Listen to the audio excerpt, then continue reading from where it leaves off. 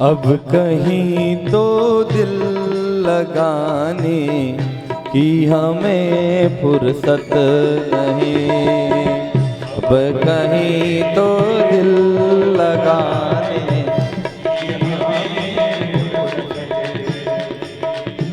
दुनिया वालों को मनाने की हमें फुर्सत नहीं।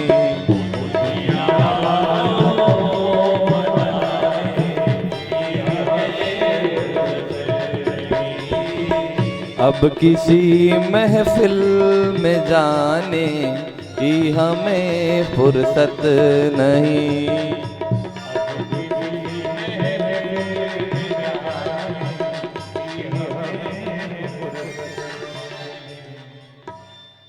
सब भगवान के श्री चरणों में चली गई और भगवान ने उनको अपने यहाँ रख लिया। ऐसा कहते हैं भगवान के 16,108 विवाह संपन्न हुए। बहुत सारे लोग ऐसा भी प्रश्न करते हैं कि भगवान जब इतने इतने विवाह कर सकते हैं तो क्या हम 2 नहीं कर सकते? तो हम उनको कहते कि 10 कर लो। तुम्हारी ताकत होना चाहिए, एक में तो ऊंचा नीचा हो रहा था। 10 करो, 20 करो और भगवान की बराबरी करो। तो एक बात बताओ, भगवान 7 वर्ष के थे और 7 कोस का गिरिराज उठाया। तुम्हारी आयु चाहे जो हो, तुम तो एक ईंट ही उठाओ खाली 2 घंटे। उठाओ तो सही। अरे ईंट छोड़ो, आप तो घर जाके आज अजमा लेना कि पानी का वो भी खाली गिलास और ऐसे पकड़ के खड़ा रहना है आपको। 1 घंटा यदि कोई खड़ा रह जाए, 2 घंटे कोई खड़ा रह जाए तो बताओ, 10 मिनट बाद ही आदमी ऊंचा नीचा होने लगता है। भगवान से बराबर। ये भगवान की लीलाएं हैं। भगवान की जो 8 पटरानियां हैं, ये हमारी 8 श्रीमद् भागवत गीता में ऐसा कहते हैं शरीर की प्रकृति है। शरीर की प्रकृति, जिनसे शरीर का निर्माण होता है। किन किन से मिलकर बनता है ये शरीर? भूमि, अग्नि, वायु, आकाश और सबसे महत्वपूर्ण क्या है? जल। ये 5 तत्वों से मिलकर शरीर बनता है। इसमें 3 प्रकार की प्रकृति शरीर को चलाती है। कौन कौन सी? मन, बुद्धि और अहंकार। ये शरीर को चलाती है और शरीर आत्मा है। ये आत्मा के चारों ओर घूमती रहती है 8 प्रकार की प्रकृतियां।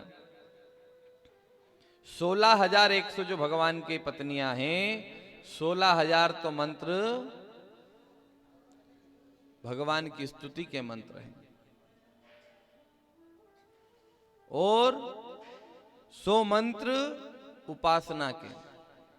उपासना का अर्थ होता है उप समीप आसनम, जो परमात्मा के समीप ले जाता हो ऐसा आसन। अब आपको शुरू दिन से रोज कह रहे हैं कि अपने आसन को प्रणाम करें, अपने आसन को प्रणाम करें। क्यों करें आसन को प्रणाम? क्योंकि आदमी की वैल्यू नहीं है, आसन की वैल्यू है। जहां हम बैठे हैं ना, ये आसन व्यासपीठ कहलाता है। ये व्यास जी का आसन है। कोई प्रधानमंत्री बनता है तो प्रधानमंत्री के आसन पर बैठता है तो प्रधानमंत्री है। व्यक्ति की वैल्यू नहीं है, उस आसन की वैल्यू है। जिस आसन पर बैठकर आप पूजन कर रहे हैं, भजन कर रहे हैं, ध्यान कर रहे हैं, माला फेर रहे हैं, उस आसन का महत्व है। वो आसन एक दिन सिद्ध हो जाता है, वही आसन एक दिन साधन बन जाता है। और जीवन में साधन होना बहुत जरूरी है। साधन यदि मिल जाएगा तो साधना फल जाएगी। साधन समझते हो? नहीं, कई मालूम मालूम। अरे यहाँ उज्जैन से इंदौर जानो तो कितना साधन चले। को के नहीं को तुम्हारी भाषा में बात है कि नहीं, कई भी साधन कर लांगा अपन तो। हरिद्वार जाना है तो रेल का साधन है, बस का, कोई भी साधन है। यहां से अगर आपको हरिद्वार जाना हो और रेल में भी टिकट बुक करो तो टिकट पे मतलब एक आपका आसन होता है कि चाय जी की सीट पे जाके बैठी जाओ। भाई रिजर्वेशन कराए, नंबर आए कि फलानी फलानी सीट पे ही बैठना है आपको। ऐसा थोड़ी होगा कि आप दूसरे के आसन पर जाकर बैठ गए। अब आप सोचो कि एक साधारण सी सीट जो कुछ घंटे के लिए आपकी है और वो आपको यहां से बिठाकर हरिद्वार ले जाए, तो आपका जो आसन है इसको जब आप साधन बनाओगे तो क्या ये आपको परमात्मा तक नहीं ले जाएगा? जरूर ले जाएगा। सीट होनी चाहिए और ये आसन आपकी सीट है, इसको रिजर्व करो कि भगवान ये आसन आपके लिए है।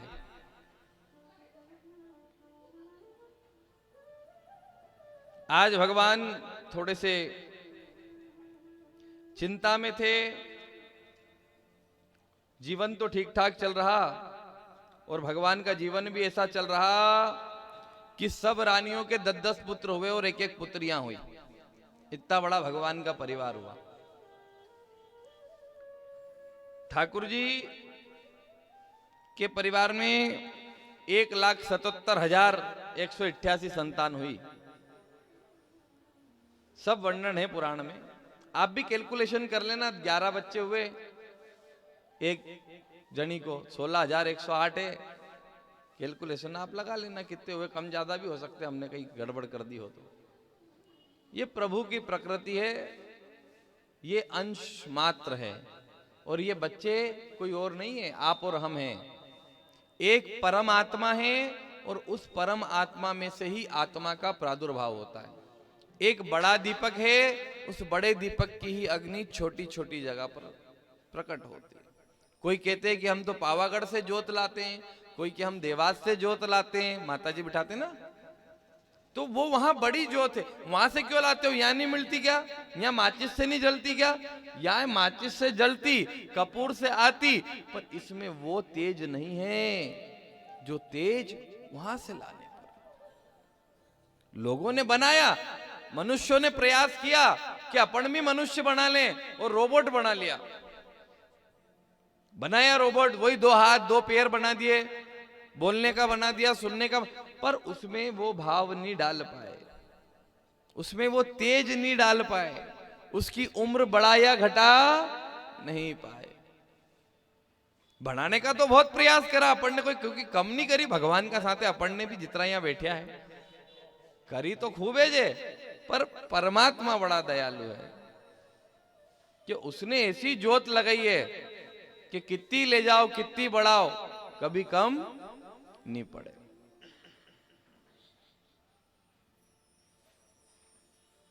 भगवान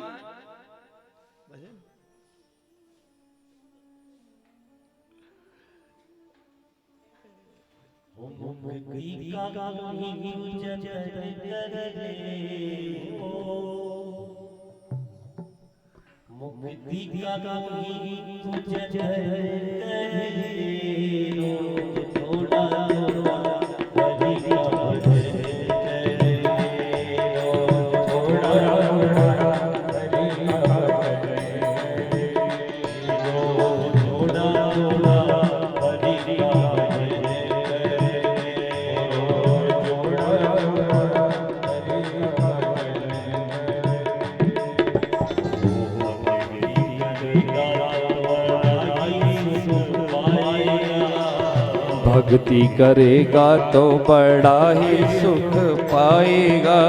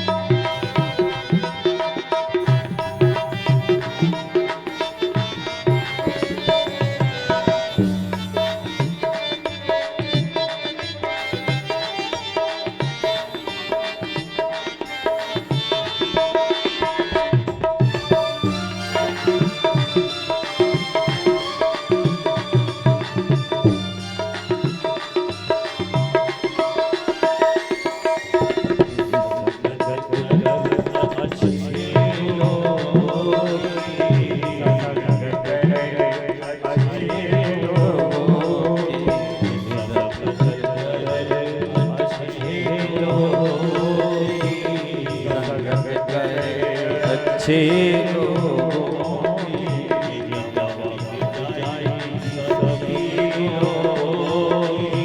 हवा मिल जाएगी सभी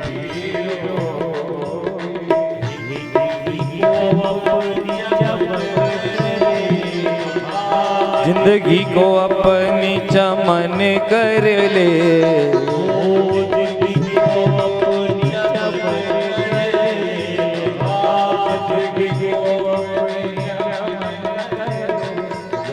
थोड़ा थोड़ा हरि का भजन कर ले रोज थोड़ा थोड़ा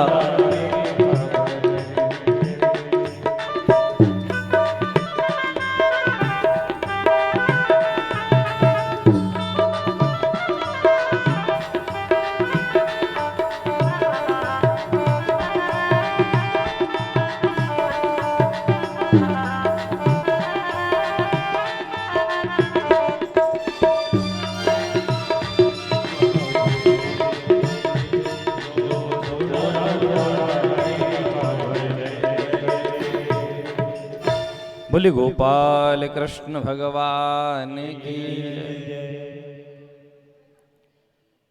भगवान अपनी सभी रानियों को यही बात समझाते हैं कि भगवान की भक्ति, नाम का सुमिरन निरंतर बना रहे। भक्ति मुक्ति सिद्ध सकल मिले न ब्रह्म अथा नहीं कामना अन्य बस प्रभु पद रज की चाह। जब भक्ति और मुक्ति की प्राप्ति हो, प्रभु के पद की रज मिल जाए। ठाकुर जी एक दिन ऐसे ही झूले पर बैठे झूला झूल रहे थे। मां रुक्मणी आई। मैया ने पूछा कि प्रभु आज थोड़े उदास हो क्या? दाल सब्जी में नमक मिर्ची कम ज्यादा हो गया, या माखन आपके अनुरूप नहीं बना, या आपकी सेवा में कोई कमी रह गई है, या रात को बिस्तर पर सिलवटें रह गई थी, सल आ गए थे, आप सो नहीं पाए, क्या हुआ? आज थोड़े उदास क्यों दिख रहे हो? कोई हमसे गलती हुई? भगवान ने कहा नहीं, बस ऐसे ही कोई पुरानी याद आ गई थी। हमें भी बताओ, कैसी याद? अरे बस कुछ नहीं, मेरा एक मित्र है, बड़े दिन हो गए उससे मिला नहीं। क्या नाम है? सुदामा। अच्छा, तो एक काम करते हैं ना, उनको बुला लेते हैं। सुदामा जी को बुला लेते हैं। भगवान से जब माता ने ये बात कही कि सुदामा को बुला लेते हैं, तो भगवान ने कहा कि वो कोई राज का सामान्य व्यक्ति नहीं है, राज्य का, कि आदेश किया और हाजिर हो जाएगा। भाई हमारा मित्र है। अच्छा ठीक है, तो एक काम करो, फिर उनको नहीं बुला सकते, अपन चलते हैं। हम भी नहीं जा सकते। क्यों? भाई हम जाएंगे तो इतने हाथी घोड़े, इतना वैभव, इतनी सारी रानियां, वो बेचारा कहां अटोपेगा? क्यों? उनका महल नहीं है, उनका राज्य नहीं है। नहीं, उसकी तो एक पर्ण की कुटिया है, एक पत्नी है, उसका नाम है सुशीला, बच्चे हैं, नित्य प्रतिदिन भजन करता है, भिक्षावृत्ति करता है और मुझे याद करता है। तो भगवान उनको बुला सकते नहीं है, अपन जा सकते नहीं है, तो कोई तो उपाय होगा। अच्छा, जब ऐसी स्थिति में तो आपके पास आए क्यों नहीं अभी तक? मित्र से कोई सहायता ही ले लें। कहा नहीं, बड़ा स्वाभिमानी है वो, मित्रता में देन लेन नहीं चलता है। मित्रता ये नहीं देखती है कि कितना दिया और कितना लिया है, निस्वार्थ भाव होती है। और जहां स्वार्थ होता है वहां परमार्थ नहीं हो सकता, और जहां परमार्थ है वहां स्वार्थ नहीं हो सकता। भगवान ठाकुर जी, ये बात, ये प्रसंग शायद आप सबने सुना हो ना सुना हो, सुदामा जी की जब चर्चा चलती है तो भगवान विस्तार से बताते हैं कि गुरु शांतिपनी के आश्रम में मैं पढ़ने गया था बलदेव जी के साथ, और वहां मेरी भेंट सुदामा से हुई। अच्छा, भगवान यहीं क्यों पढ़ने आए? तो ये बात उस समय की है जब एक बालक एक गुरुकुल में जाता है, और जब गुरुकुल में बालक जाता है, उस गुरुकुल में जो गुरुदेव रहते हैं वो परम ज्ञानी रहते हैं, त्रिकालदर्शी उनको कह सकते हैं। त्रिकालदर्शी का अर्थ होता है जो भूत भी जानते हैं, जो भविष्य भी जानते हैं, और जो वर्तमान तो है ही सही। गुरुदेव ने अपने बच्चों को अपने पास बुलाकर कहा कि बेटा तुम सब ये आश्रम छोड़कर चले जाओ। क्यों गुरुजी? क्योंकि 7 दिन बाद मुझे शनिपात लगने वाला है। शनिपात समझते हो? आदमी पागल हो जाता है, सुध बुध नहीं रहती है। मैं किसी को मार दूं, किसी को कुछ कर दूं, हानि पहुंचा दूं, तो तुम चले जाओ। सबने कहा अरे नहीं नहीं गुरुजी, आपको छोड़ के जाएं, आपकी सेवा करेंगे, आपसे सीखा फलाना ढिमका। ठीक है। 7वां दिन आया, गुरुदेव को शनिपात हो गया। अब गुरुजी किसी को पत्थर की मार दे, किसी के कपड़े फाड़ दे, किसी को नोच दे। धीरे धीरे करके पूरा आश्रम खाली हो गया। एक शिष्य था, उसने क्या किया कि गुरुदेव के लिए एक पिंजरा बना दिया। उस पिंजरे में गुरुदेव को अंदर कर दिया। भोजन के समय भोजन देना, जल पिलाना, उनकी सेवा करना। अब गुरुजी को कुछ नहीं मिले तो बच्चे को ही मार दे, कभी कभी बच्चा भी ना दिखे तो खुद को ही नोच ले, तो उनका उपचार भी करना। 6 माह पूरे हुए, समय बीता, गुरुदेव ठीक हो गए। बच्चे ने द्वार खोला, गुरुदेव बाहर आए। गुरुदेव ने देखा कि पूरा आश्रम खाली। गुरुदेव ने पूछा कि सब चले गए तो तुम क्यों नहीं गए? बोले गुरुदेव मैं जिस दिन आपके यहाँ कुछ सीखने आया था उस दिन आपकी ऐसी दशा हो गई, तो मैं आपसे बिना कुछ सीखे कैसे चला जाता। आपने तो कुछ सिखाया तो था ही नहीं मुझे, और मैं सीखने आया। मेरे माता पिता ने मुझे कहा था गुरु की अच्छी से सेवा करना। गुरुदेव ने कहा कि तुम्हारी ये जो सीखने की भावना है, इसी सीखने की भावना से मैं बहुत प्रसन्न हूं, बहुत। और यह जो सीखने की बात तुमने कही ना, तो एक दिन तुम्हारे यहां सीखने त्रिलोकी के नाथ आएंगे, नारायण तुम्हारे यहां सीखने आएंगे एक दिन। और उस दिन गुरुदेव ने बालक का नामकरण रखा और बालक को शांतिपनी नाम दिया। शांतिपनी का अर्थ होता है देवताओं के गुरु। अच्छा, गुरु शांतिपनी का आश्रम कहां है? नहीं, कौन सा मार्ग बोलते हैं उसको? अंकपात मार्ग। अंकपात मार्ग क्यों है वो? वहां भगवान ने अपनी स्लेट पर कुछ अंक लिखे, उनको धोया, वहां अंकों का पतन हुआ, इसलिए मार्ग का नाम अंकपात। वहीं थोड़ी दूर पर पीछे यमदूत, समझते हैं यमराज जी, चित्रगुप्त जी का भी मंदिर है वहां पर, यमराज जी का मंदिर है। वहां पर एक यमुना कुंड है। यमुना जी जब तक भगवान उज्जैन में रहे तब तक मां यमुना भगवान की सेवा में यहां रही है उज्जैन में। उज्जैन में गंगा भी है, उज्जैन में यमुना भी है। गंगा कहां है पता है आपको? नील गंगा पे। सब है उज्जैन में। और ऐसी नगरी में आपको और हमको भगवान ने रहने को जगह दी, इससे बड़े सौभाग्यशाली हम क्या होंगे, और क्या कृपा मांगे भगवान की। ये बड़ी कृपा है आप पर और हम पर। लोग तो ये कहते हैं इस नगरी के कंकर पत्थर हम बन जाए, इस नगरी के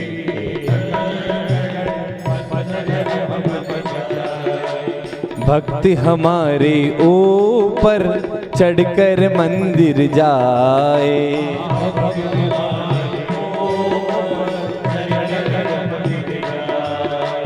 इस नगरी के कंकर पत्थर हम बन जाएं।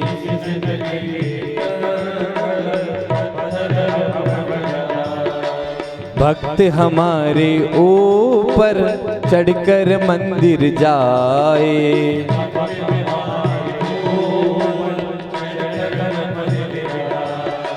भक्त जनों के पांव पड़े तो हो उद्धार हमारा। भक्त जनों के पांव, अरे भक्त जनों के पांव पड़े तो हो उद्धार हमारा। भक्त जनों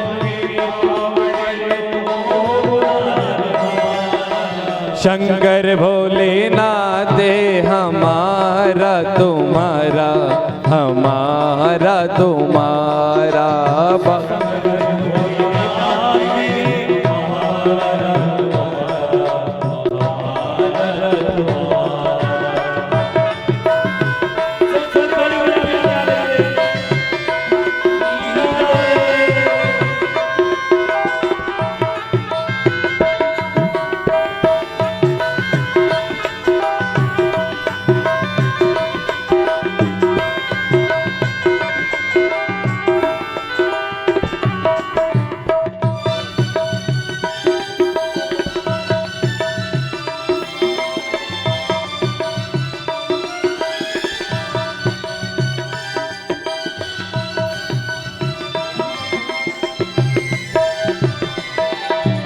जब भी ये तन त्यागूं त्यागूं शिप्रा तट पर। जब भी ये तन, जब भी ये तन त्यागूं त्यागूं शिप्रा तट पर।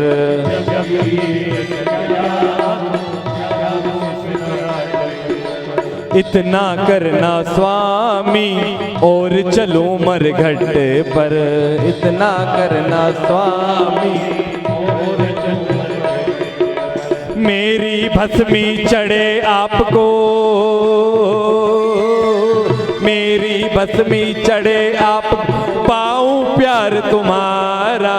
शंकर भोलेनाथ हमारा तुम्हारा, हमारा तुम्हारा।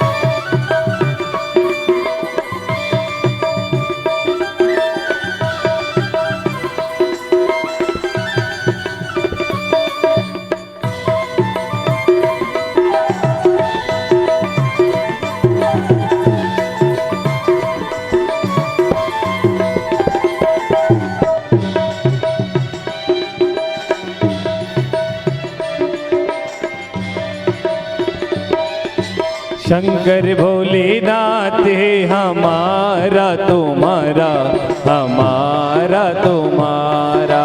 शंकर भोलेनाथ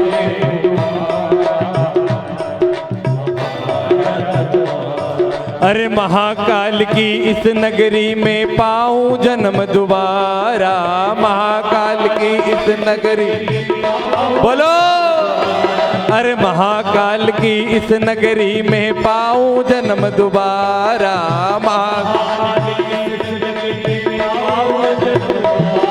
अरे बाबा भोलेनाथ है हमारा तुम्हारा, हमारा तुम्हारा। बाबा भोलेनाथ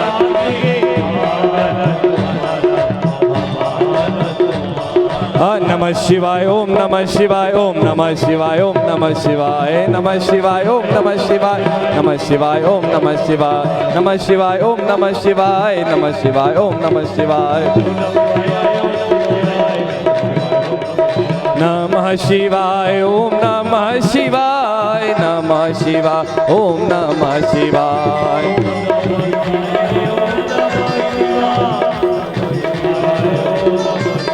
ओम नमः शिवाय ओम नमः शिवाय। बोले महाकाल महाराज की। क्या पता किस ओर से भगवान निकले हों, कहाँ घूमे हों। जहां अपन बैठे हो सकता है यहाँ आज गार्डन है पर यहाँ जंगल हो, यहाँ आए हो ठाकुर जी। क्योंकि पहले तो लकड़ियां बीनने जाना पड़ता था, क्या पता कहां कहां तक गए, नारायणा तक पहुंच गए तो क्या यहां नहीं आए होंगे, यहां भी आए होंगे। ऐसा कहते हैं ब्रज की 84 कोस की यात्रा तब तक पूर्ण नहीं मानी जाती जब तक कि वो व्यक्ति उज्जैन आकर के गुरु शांतिपनी के दर्शन ना कर ले, आश्रम में ना आ जाए, तब तक वो यात्रा पूर्ण नहीं होती। और आप और हम बड़े भाग्यशाली हैं, भगवान श्री कृष्ण और सुदामा की शिक्षा स्थली क्षेत्र में आप और हम रहते हैं। और यहाँ बच्चों के लिए बहुत सारी माताओं ने कल भी और आज भी दान दिया है अपने बच्चों के नाम से, उनके उज्जवल भविष्य के लिए।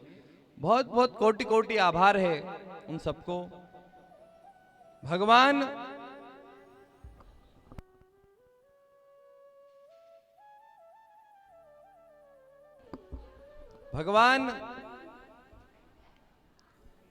ठाकुर जी यहां पधारे और ऐसी लीला करी। भगवान कितने दिन उज्जैन रहे पता है? 64 दिन। कितने दिन? 64 डेज भगवान ने यहां रहे। और भगवान जब यहां 64 दिन रहे तो भगवान ने 18 दिनों में 18 पुराण और 4 दिनों में 4 वेद पढ़ लिए भगवान ने। 6 दिनों में 6 शास्त्र की शिक्षा भगवान ने ली और 16 दिन में भगवान ने 16 कलाएं सीखी और 20 दिनों में भगवान ने गीता का ज्ञान अपने गुरु से प्राप्त किया। जो गीता उन्होंने कुरुक्षेत्र में खड़े रह करके वहां सुनाई, वो ज्ञान उनको इसी उज्जैन से मिला। ये उज्जैन मोह का नाश करने वाला है, ये अवंतिकापुरी मोक्ष को देने वाली है। यहां तो वैसे ही तृष्णा मिट जानी चाहिए साहब। भगवान गुरुदेव से पूछा कि आपको क्या दे दें दक्षिणा में? कहा कि मुझे तो कुछ नहीं चाहिए, तुम्हारी माता से पूछ लो। माता से कहा कि जब तक तुम दोनों रहे मुझे मेरे बेटे की कमी महसूस नहीं हुई। तुमने मेरे बेटे का दर्शन किया, पर तुम चले जाओगे तो मुझे याद बड़ी आएगी। पुत्र को मांगा और गुरु दक्षिणा में गुरु पुत्र ला करके दिया। जब गुरु की बात आई और गुरु से पूछा कि आप तो इतने सामर्थ्यवान थे, अपने पुत्र को ला सकते थे, छुड़ा सकते थे, फिर आपने अपने पुत्र को क्यों नहीं बचाया? बोले मेरे पास जो था मैंने गोविंद को दे दिया। और वहां गोविंद से पूछा कि आपके पुत्र को जब शंभासुर ले जा रहा था तो आपने अपने पुत्र को क्यों नहीं बचाया? रुक्मणी धां धां करे के यार, गुरु का बेटा ला दिया और यहाँ अपना बेटा कोई तोक के ले गया और वो अपने से लाने की नहीं बन रही। बोले यहां नहीं ला सकूं, या तो परिवार में लगा दूं या गोविंद में लगा दूं। एक ही शक्ति है मेरी। गुरु ने भी परिवार में नहीं लगाई, गुरु ने गोविंद में लगाई कि गोविंद संभाल लेगा। और गोविंद ने कहा कि गुरु संभाल लेगा। गुरु को कह दिया कि गुरुदेव, तो वहां फटाक नारद जी पहुंच गए ना, उन्होंने कह दिया कि ये तेरे पिछले जन्म का पति है ने, इसका नाम काम देवे तो इसकी रक्षा कर। ये प्रहलाद, ये प्रद्युम्न है।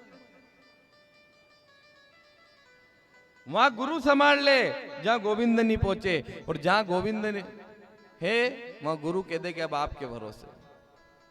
यही तो है कि वो उसकी तरफ दौड़ा है न वो इसकी तरफ दौड़ा है। यही गुरु और गोविंद है। आज गुरु पुत्र को लाकर के दिया, पुनर्दत्त नाम था। बहुत सारे लोग कहते सुदामा जी दरिद्र थे, ऐसा, पर दरिद्र कौन होता है वास्तविकता में? जो व्यक्ति संतुष्ट नहीं होता है वह व्यक्ति दरिद्र होता है। सुदामा जी तो संतुष्ट थे। देखो, गरीबी अमीरी तो उतार चढ़ाव है, जीवन का आता जाता रहता है। और सुदामा जी के जीवन में यह भाव क्यों बना? क्योंकि सुदामा जी भी कोई छोटे मोटे ब्राह्मण नहीं थे। सुदामा जी भी बड़े ही त्रिकालदर्शी थे, बड़े ही ज्ञानवान थे, भविष्य को जानने वाले थे, भविष्य के वेता थे। अच्छा, सुदामा जी, बहुत सारे लोगों से पूछो क्यों गरीब हो गए? उनने भगवान से चोरी चोरी चने खा लिए थे, है ना? यही कारण है ना कि भगवान से छुपा करके चने खा लिए, इसलिए सुदामा जी की ऐसी स्थिति हुई। नहीं भैया, क्यों खाए चने? एक नगर में एक बुढ़िया रहती थी, बुढ़िया 7 दिनों से भूखी, 7 दिनों से। और उस बुढ़िया को एक दिन शाम को चने मिले, चने की पोटली ली, कहा सुबह ठाकुर को भोग लगाऊंगी, फिर पाऊंगी। खूंटी पर टांग दिए, चोर घुसा, कुछ ना मिला, चने ही चुरा कर ले गया। वो चने गुरुदेव के आश्रम में गिर गए और किसी ने रसोई में उठा कर रख दिए। और वही चने जब गुरु माता ने सुदामा के हाथ पर रखे और कहा कि भूख लगे तो खा लेना, सुदामा जी ने जैसे ही वो अन्न अपने हाथ में लिया, वो जान गए कि जो ये चने खाएगा वो श्रीहीन हो जाएगा। श्रीहीन समझते हो? लक्ष्मी से विहीन। सुदामा जी ने सोचा कि सतयुग में गई थी तो मंथन कर लिया, यहां जाएगी तो कहां मंथन होगा, और अब चली गई तो लौटने वाली नहीं है। तो जो भगवान का भाग्य था वो अपने भाग्य में लिख लिया, और वही परमात्मा को ऋणी बना दिया अपना एक एक। आज ठाकुर जी, सुखदेव जी ने एक बार भी सुदामा जी को दरिद्र नहीं कहा है पूरे पुराण में। ये तो कोई, देखो, कई बात तो ऐसी आ जाती है कथा में या टीवियों में कि अपनी पब्लिसिटी करने के लिए लोग उसको बढ़ावा दे देते हैं, बड़ा चढ़ा करके नमक मिर्ची मसाला परोस करके बताते हैं। वास्तविकता में वो वैसा होता नहीं है जैसा दिखाया जाता है। भगवान सुदामा जी को प्रभु याद करते हैं तो अब कैसे बुलाएं, कैसे? सुदामा जी उनकी मर्जी से नहीं गए। उनकी पत्नी को यह तक पता नहीं था कि भगवान श्री कृष्ण द्वारिकाधीश इनके परम मित्र हैं। फिर कैसे पता चला? एक दिन भगवान साधु बन करके आए, और भगवान जब साधु बने और साधु बन करके भिक्षा मांग रहे हैं, किसके घर पर? सुदामा जी के। भिक्षाम देहि। सुशीला देवी अंदर से निकल करके आई, महाराज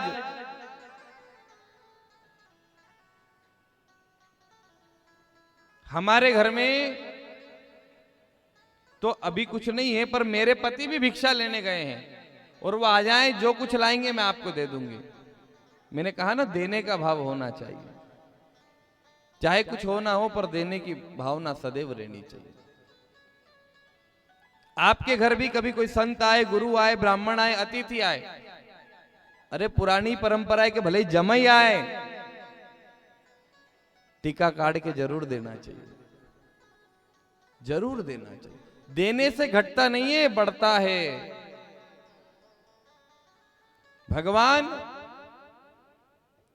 ठाकुर जी जब वहां खड़े और संत के वेश में, और सुशीला देवी से कह रहे हैं कछु ना चाहिए, और कैसे बता रही है पता है? रुको महाराज, अभी आ रहे हैं, पति कुछ ला रहे हैं, और खाली खाली बर्तन दिखा रही है। भगवान ने कहा कछु ना चाहे, बस एक काम है। बोले क्या? मैं द्वारका गया था, वहां पर द्वारिकाधीश मिले थे, उन्होंने कहा कि मेरे मित्र को मेरा संदेश देना कि मैंने याद किया है, बुलाया है। पहले फोन तो चलते नहीं थे, पहले लोग ऐसे ही एक दूसरे से संदेशा भेजते थे। आज पता चला सुशीला देवी को, अरे मित्र, और वो भी द्वारिकाधीश। बस अब तो आए, फिर खैर कहां थी? क्यों आपने बताया नहीं आपके मित्र हैं, वो भी द्वारिकाधीश? बताने क्या बात है इसमें? सबके रहते, मेरा भी है। अरे पर वो द्वारिका, तो द्वारिकाधीश है तो अपने क्या, अपन अपने घर में मस्त, वो उसके घर में मस्त। अब ज्यादा पहले कोई फोन वोन तो था नहीं कि इतनी सब डिटेल्स रहती हो। उन्होंने संदेश भेजा है, आपको बुलाया है, कोई काम है उसके घर, ऐसा ही समझो। बुलाया है मतलब कोई काम ही होगा। कहा है कि जितनी जल्दी आ जाए इतनी जल्दी अर्जेंट में भेज देना। अब क्या पता क्या घटना घटी जो अर्जेंट बुलाया है। पर देख, मैं मित्र के घर जा रहा हूं तो कुछ ऐसे खाली हाथ जाए, मजा नहीं आएगा। क्या करें, कुछ नहीं, खिचड़ी बांध दी। खिचड़ी समझते हैं आप क्या होती है? दाल चावल की खिचड़ी नहीं। खिचड़ी का अर्थ होता है कुछ चावल पूरे, कुछ टूटे, कुछ गेहूं, कुछ बाजरा, चने की दाल, उड़द की दाल, तुअर की दाल, जो धान है सब मिक्स। मिक्सचर। सेव की दुकान पे भी जाओ, क्यों दादा मिक्सचर कैसे बनाओ? मिक्सचर बनाना नहीं पड़े, मिक्सचर तो बन जाए। कैसे? थोड़ी सेव बच जाए, थोड़ी पपड़ी बच जाए, थोड़ा गांठिया सब मिला देने, मिक्स मिक्सचर। मिक्सचर कोई बनाना पड़ेगा? अब जो थोड़ा थोड़ा था सब मिला करके बना दिया। एक कपड़ा लिया, उसको 3 जगह से सीला कि इनके घर में कपड़ा भी साबुत नहीं है, ये पता चले उनको। इधर भगवान ठाकुर जी बड़ी लीला करते हैं। सुदामा जी घर से निकलते हैं, याद करते हैं प्रभु को। चलते चलते दोपहर शाम हो जाती है। ठाकुर से कहते हैं कि भूख लगती है ना प्यास लगती है, अब तो ये जिंदगी मोहन उदास लगती है। बहुत दूर है तेरी द्वारिका, अब तो आश भी निराश लगती है। योग माया के प्रभाव से जहां सोते हैं भगवान, वहीं से उनको द्वारिका भेज देते हैं। आज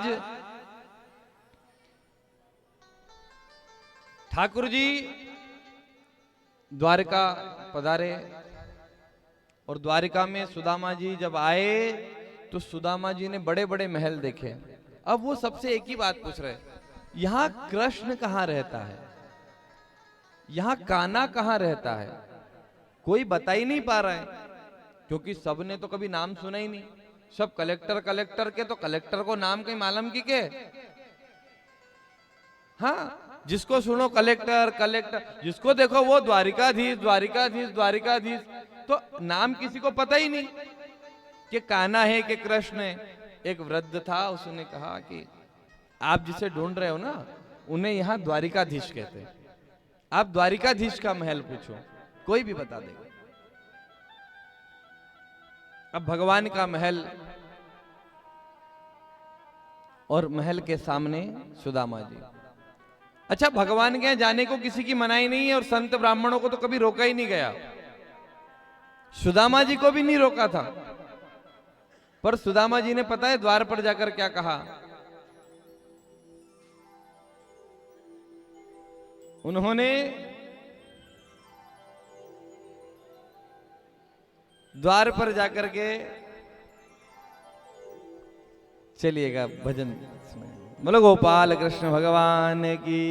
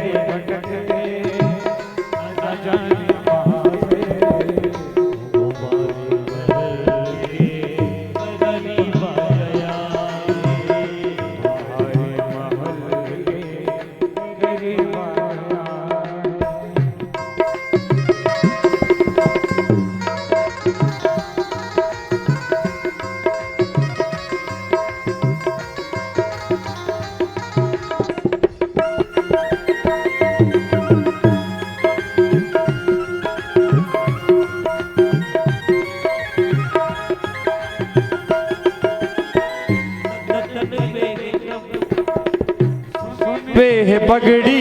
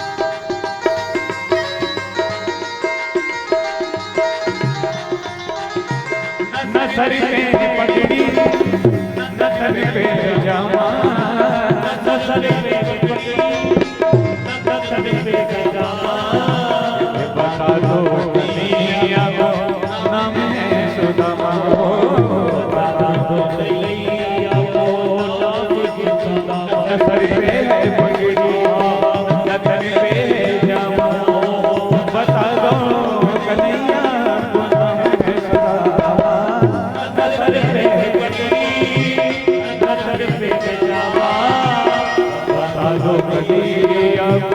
नाम है सुदामा सुदामा बता दो कन्हैया नाम है सुदामा एक बार मोहन से जाकर कह दो एक बार मोहन से जाकर कह दो मिलने सका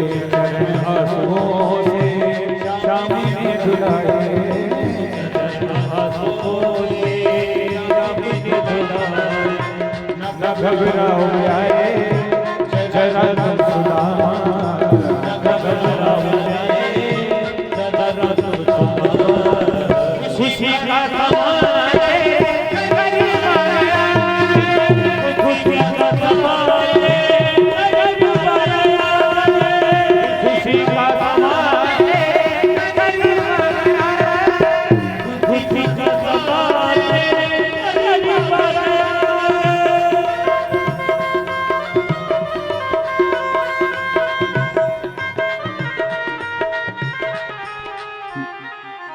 बोले भक्तवत्सल भगवान की जय हो। ठाकुर जी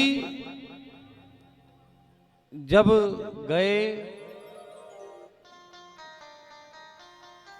और जब सुदामा जी द्वार पर खड़े थे और भगवान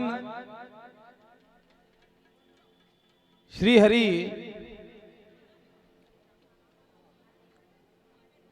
से दूत ने जाकर के प्रार्थना की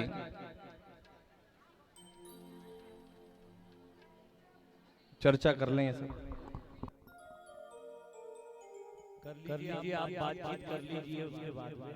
कोई दिक्कत नहीं, आज लास्ट में तो नहीं होगी, कोई दिक्कत नहीं, आराम से चर्चा कर लीजिए आधा एक घंटा, उसके बाद प्रारंभ करेंगे। आप प्रोग्राम करवाने वाले, अगर आप नहीं बात करोगे तो कौन करेगा? और आपको कौन कहने वाला? आप स्वयं हो। एक बार प्रेम से राधे, थोड़ी जोर से बोल दो आज तो, राधे। भगवान देखो, कथा अपनी जगह है, प्रसंग, उत्सव, आनंद सब अपनी जगह है।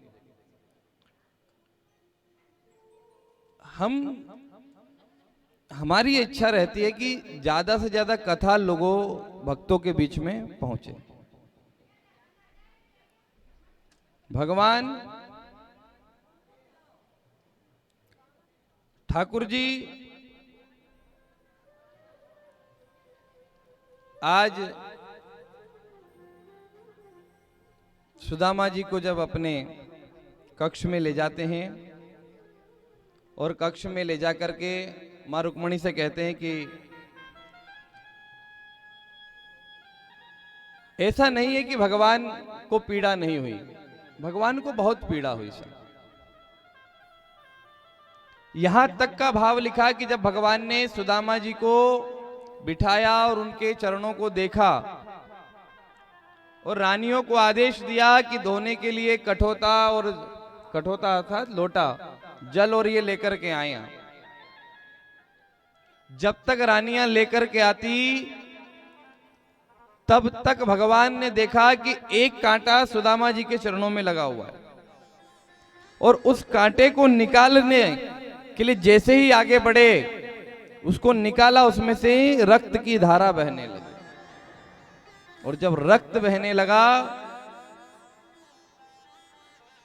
तब भगवान के आंसू नहीं रुके और उन आंसुओं के माध्यम से भगवान ने सुदामा जी के चरणों को ऐसे बेहायल बेवाइन सोपग कंकट जाले लगे पुनि जोए। हाय महादुख पायो सखा तुम, आये इते नहीं का दिन खोए। देखी सुदामा की दीन दशा, देखी सुदामा की दीन दशा, करुणा करके करुणा निधि रोए। पानी परात को हाथ छुयो, इन्हें नन के जल से पग धोए। नैनन से जल से पग धोए। भगवान बहुत रोए। कहीं कहीं तो ऐसा भी आता है, लोग कहते हैं कि राधा जी खूब रोई भगवान के जाने पर जितना राधा नहीं रोई होगी ना, उससे ज्यादा भगवान श्याम रोए हैं सुदामा जी के लिए। क्यों रोए भगवान? यार की हालत देखी, उसकी हालत पर रोया। यार की हालत देखी, यार के आगे अपनी शान शौकत पर रोया। यार के आगे अपनी अरे ऐसे तड़पा जैसे माँ परवाने के लिए। अरे ऐसे तड़पा जैसे कन्हैया उतना रोया रोया हे सुदामा के लिए। कन्हैया उतना रोया रोया।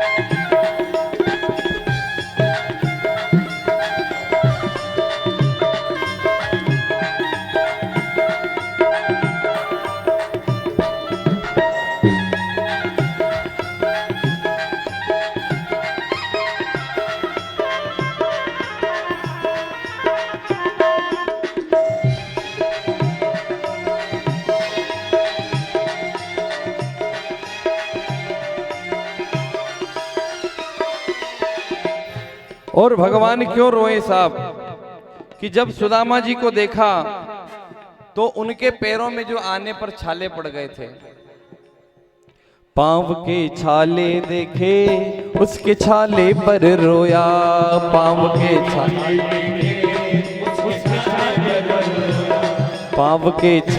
देखे उसके छाले पर रोया,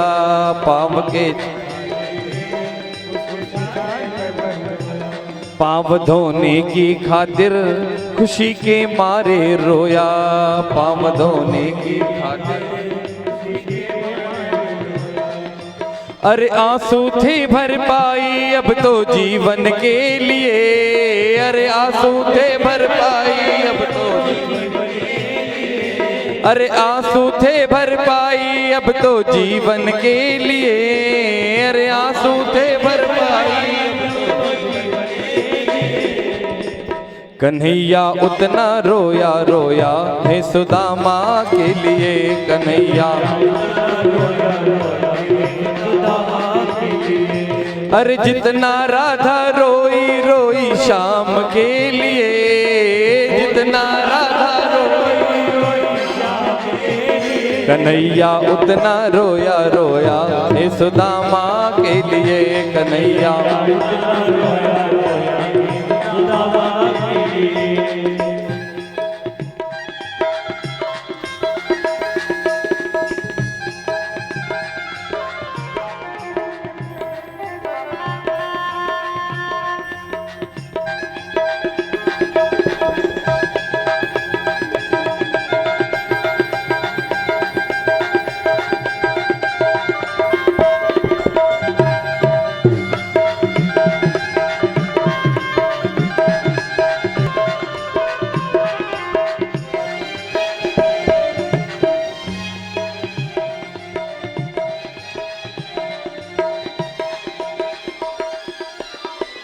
उसके आने पर रोया, उसके जाने पर रोया,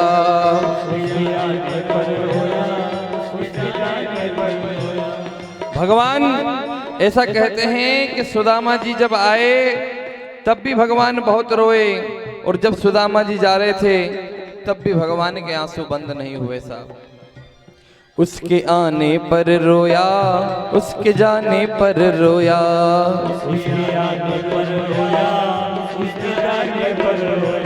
होके गदगद चावल के दाने दाने पर रोया, होके गदगद चावल के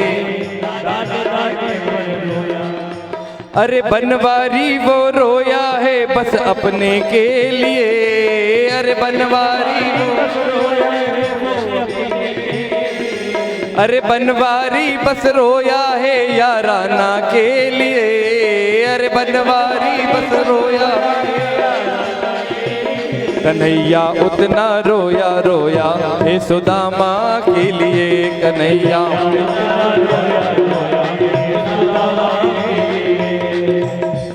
भगवान ने जो वस्त्र पहनने को दिए थे वो वस्त्र भी सुदामा जी ने उतार दिए, तब भगवान रोए।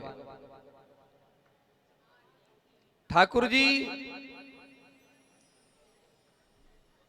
और जब जाने लगे पोटली देखी, भगवान ने जैसे ही चने अपने मुंह में धरे, अक्षत अपने मुंह में उसी प्रकार रखे और कहा अनेन। अनेन कहते ही भगवान ने तीनों लोक का साम्राज्य दे दिया।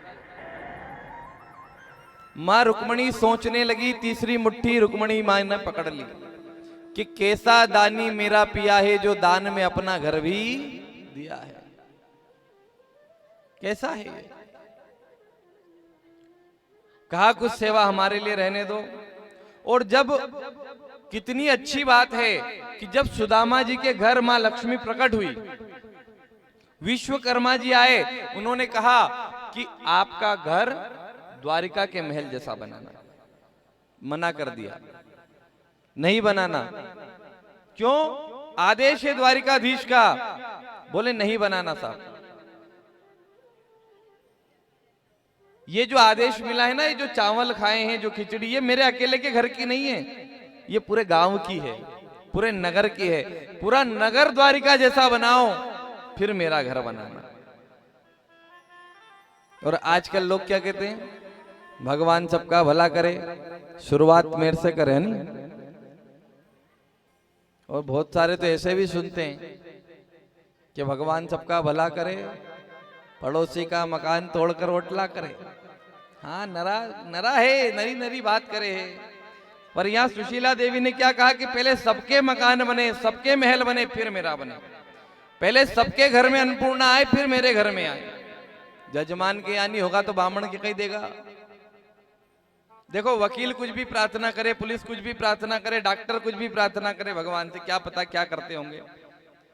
पर ब्राह्मण तो यही निवेदन करता है ठाकुर जी से कि हे भगवान, हमारे यजमान को सुख, समृद्धि, शांति, यश, लक्ष्मी, वैभव, धन धान्य, पुत्र पौत्रादि संतति सब देना, क्योंकि देगा इनके घर में रहेगा तो ही अपने देगा। अच्छा आलू होएगा तो अपने झोड़ो भर देगा, अच्छा दाल चावल आएगा तो अपने खड़िया में दे देगा, रहेगा ही नहीं तो देगा कहां से। इसलिए भगवान सबको दे, ऐसी भावना परमात्मा की। और प्रभु इस लीला को स्मरण के तौर पर सुखदेव जी ने परीक्षित जी को सुनाया कि भगवान की मित्रता भी इतनी अद्भुत है कि जब देने पर आते हैं तो सब कुछ लुटा देते हैं। भगवान आज 11वें स्कंद में प्रसंग आता है और यदुवंश पर विप्रो का श्राप का वर्णन। देखो, इस कथा को तो ज्यादा भाव विस्तार से हम बताते भी नहीं है, क्योंकि हम तो ऐसा मानते नहीं कि भगवान कभी गए, भगवान हमारे बीच में। पर लीला रही प्रभु की कि कहीं कोई मिथ्या, कोई ऐसा कर्म, कोई दंड का अपराध और कोई घटना ऐसी घटी, और घटना केवल मदिरा के कारण। एक दिन बच्चों को समझाया कि रूप, यौवन और धन, ये तीनों में से एक भी किसी के पास हो तो उसकी मति ठिकाने नहीं रहती है। तुम्हारे पास तीनों हैं, रूपवान तुम बहुत हो, मेरे पुत्र हो तो, धन की कोई कमी नहीं है, स्वर्ण की तुम्हारी नगरी है, और अभी जवान हो, यौवन है तुम्हारा, तो कोई गलती से गलती मत करना। और कभी संत और ब्राह्मणों के साथ तो कभी मत कर देना। मैं संतन को दासों, संत मेरे मुकुट के मणि। मैं संतों का दास हूं, भगवान कह रहे हैं। आज ठाकुर जी जब ऐसी प्रार्थना करते हैं, बच्चों को नहीं समझ आती है, विनोद करते हैं संतों के साथ, पेट पर लोहे का मूसल, और संतों का श्राप कि इससे जो उत्पन्न होगा वो तुम्हारे कुल का नाश कर देगा। पर वास्तविकता वो तो केवल माध्यम बने, आप जानो तो नाश तो मदिरा से हुआ साहब, कि एक दिन मदिरा पी ली। और भगवान की कथा ये कह रही है कि मेरे बेटे थे और उनने भी पी ली तो मैं उनका परिवार नहीं बचा पाया, मैं अपना परिवार नहीं बचा पाया पीने के बाद, तो तुम उम्मीद कैसे करो।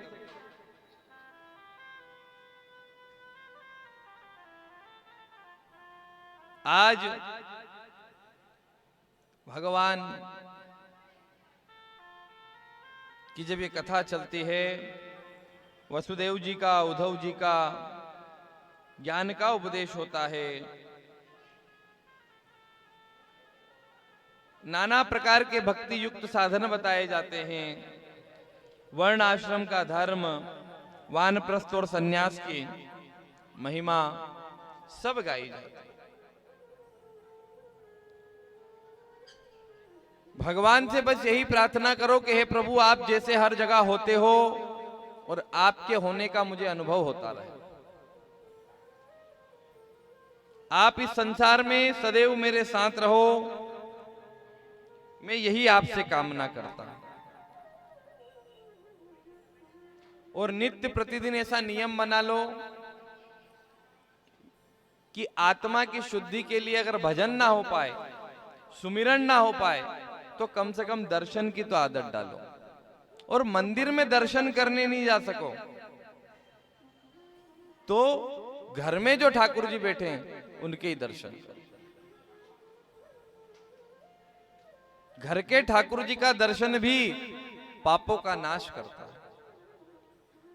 देखो अपन इतने बड़े लोग तो नहीं है कि पाप को पुण्य में परिवर्तित कर दें, लेकिन कम से कम जो पाप हमसे हुए हैं उन पापों की निवृत्ति कर लें, उन पापों में कुछ कमी ले आए। भगवान का दर्शन करो और दर्शन करने से आपके अंदर के पाप निश्चित मानो दूर हो जाएंगे। इसमें कोई संशय नहीं। आप नित्य प्रतिदिन ये नियम बनाओ कि मैं रोज भगवान का दर्शन करूंगा, आपके पाप आपको छोड़ करके भाग जाएंगे, आपके अपराध आपको छोड़ करके भाग जाएंगे। आपके अंदर जो भी ऐसा कोई विचार होगा जो संसार के हित में नहीं होगा वो आपको छोड़कर चला जाएगा, वो दौड़ लगा देगा। एक नगर में दो चोर थे, उन्होंने विचार किया कि अरे चोरी करेंगे। एक बड़ा घर देखा, 10-15 दिन देखा ताला लगा है, बोले आज रात को 2 बजे यहां चोरी करनी है। घर से अच्छा सूटकेस लाए, घर वाले को बोला आज खूब पैसा लाएंगा, बड़े मकान में चोरी करेंगे। अब रात को आए 11, 11:30, 12 बजी चोरी करने के लिए। 1:30 बजी बाहर का गेट खोल ही रहे थे, इतनी देर में एक खाकी वर्दी वाला आया। अब बताओ वो चोरी करेंगे कि क्या करेंगे? चोरी करेंगे? नहीं करेंगे। खाकी वर्दी वाला आ गया तो उसको देख के फिर कोई चोरी करेगा क्या? अब चोरी का विचार थोड़ी, अब तो जान बचाने का विचार है। वो पूछे क्यों इतनी रात को यहाँ क्या कर रहे? कहीं नहीं, बाहर गांव गया था। जाओ जल्दी घर। नहीं, घर वाली पूछे कि क्यों लाया नहीं कहीं? आई गया भाई, योज भोते तो आज तो डंडा पड़ता, माए बंद कर देता। अब यहाँ चोरी का विचार चला गया। क्यों? एक खाकी वर्दी वाले का दर्शन करने से जब मन में से ये विचार चले जाए कि अब चोरी नहीं करनी, लड़ाई नहीं करनी। अच्छा, 2 जने आपस में लड़ लेते हैं, फिर पुलिस थाने में जाते हैं। वो पुलिस स्टेशन में वहां बैठ करके वो पुलिस वाला उसको भी 2 देने, इसको भी 2 दे, नहीं भी 2 ही उन पुलिस वाला कहीं भी नहीं कह पाए। ये आपस में कितने के, पर उन पुलिस वाला के सामने कहीं दे देखा। ये खाकी वर्दी की इतनी ताकत सोचो आप। तो जिसने ये शरीर का खाका बनाया उसकी कितनी ताकत है। जब एक खाकी वर्दी वाले को देखकर चोरी का विचार बदल सकता है, तो क्या रोज उस सांवरिया सेठ का दर्शन करेंगे तो क्या पाप नहीं करने का विचार नहीं बदलेगा? कोई होता भी होगा तो दूर हो जाएगा साहब। मोर मुकुट बंसी वाले का दर्शन करो। बंसी भगवान की बजे, सदैव जीवन में सुमधुरता रहे, यही विचार करो। ठाकुर जी सबका कल्याण करते हैं। मनुष्य फिर वही बात अपने संकल्प की सिद्धि को प्राप्त करता है। भगवान की कथा 12 स्कंद में जरासंध जिन राजाओं को बंदी बना लेता है, भगवान उनको जाकर के भीम के द्वारा मुक्त करवाते हैं। सभी भगवान के प्रथम पुरुष होने पर उनको स्थान प्रदान करते हैं। प्रलय काल में भगवान का दर्शन, और इसी लीला के बीच में वही समुद्र तट की लीला, बलदेव जी को आदेश, जल में पुनः गमन, अर्जुन को रानियों को लेकर जाने को कहा। द्वारिका से कुछ ही दूरी पर गोपी तालाब करके एक स्थान है, वहां पर भगवान भील बन करके आए, सब धनुष बाण तोड़ दिया, सभी गोपियां रानियां उस जल में समा गई और महाविराजने लगे। भगवान के चरणों में आकर के परछी लगी, पर्ची का अर्थ होता है तीर। लगा, मणि का भाव उत्पन्न हुआ। महाराज बलि को कहा कि पूर्व जन्म का जो भाव था मैं ये चुका कर जा रहा हूं। कर्म अगर किया है तो उसे भोगना पड़ेगा, भोगने के लिए यही संसार है। जब हम वहां गए और वहां कर्मों की सजा मिल रही थी तो हमने कहा कि प्रभु जाने दो, इतने दिन यहां भर्ती नहीं रह पाएंगे, घरे छोर छोरी है, कामकाज भी करना रे, आना जाना भी देखना, मकान का किराया देना, व्यवस्था नहीं चले, नहीं अस्पताल में भर्ती ने तो कैसे काम चले। तो आप तो एक काम करो कि दवाई लिख दो, हम दवाई लिखा के ले आए हैं और घर पे दवाई लेनी है।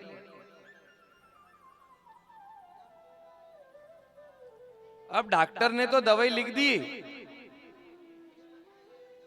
और जब दवाई लिख दी है वहां परमात्मा से भी की कि भगवान या तो काट दो कर्मों का बंधन या ये सर काट दो, क्योंकि अब इससे ज्यादा पीड़ा नहीं देखी जाए यहाँ पे। तो बोले क्या करेगा? भेज दो, फिर आपका भजन करूंगा। तो फिर वहां से भजन लिखा के लाए और फिर यहाँ आकर के विस्मित हो गए। वो भगवान ने वहां से लिख के दिया कि तुमको ये भजना है। केवल एक ही चीज, एक ही सुमिरन परमात्मा में सदैव लगा। भगवान के चरणों में सदैव अपनी प्रीति रहे, ऐसा ध्यान करें, ऐसा भगवान को अनुसरण करें। ठाकुर जी से यही प्रार्थना करें कि जहां भी रहें, जिस स्थान में रहें, सदैव आपके चरणों में मेरा ध्यान रहे। के वाके दर्शन से रे वाके वचनन से, वाके दर्शन वाके दर्शन से रे वाके वचनन से, वाके मारे हृदय की ज्योत जलन लागी, मारे मारे हृदय की ज्योत जलन लागी,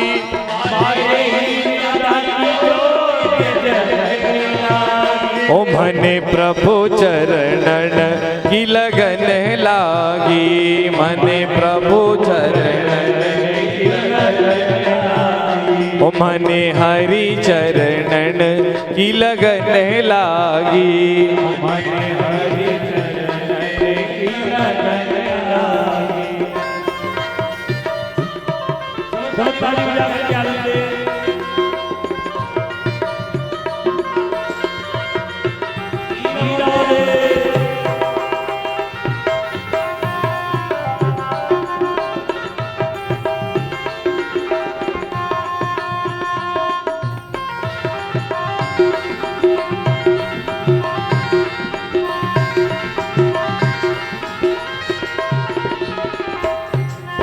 नाव डूबी रे मारी जब भव सागर, नाव डूबी रे मारी जब भव सागर, नाव डूबी रे मारी जब भव सागर, नाव डूबी रे मारी जब भव सागर, सतगुरु आया वो केवट बन कर,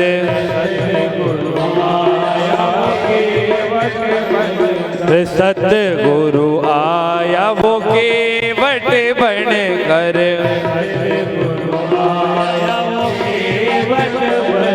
मारी नाव तो ऐसी तीरण लागी, ओ मारी नाव ओ मारी नाव तो ऐसी तीरण लागी,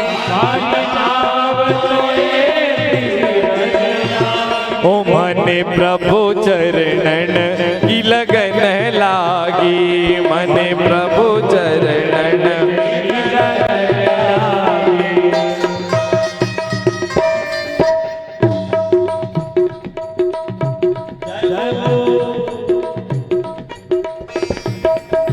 सतगुरु आया ने सूता ने जगाया, सतगुरु आया ने सूता ने जगाया, सतगुरु आया ने सूता ने जगाया, सतगुरु आया ने सूता ने जगाया। मारी किस्मत ऐसी जगन लागी, मारी किस्मत ऐसी जगन लागी, ओ मारी किस्मत ऐसी जगन लागी,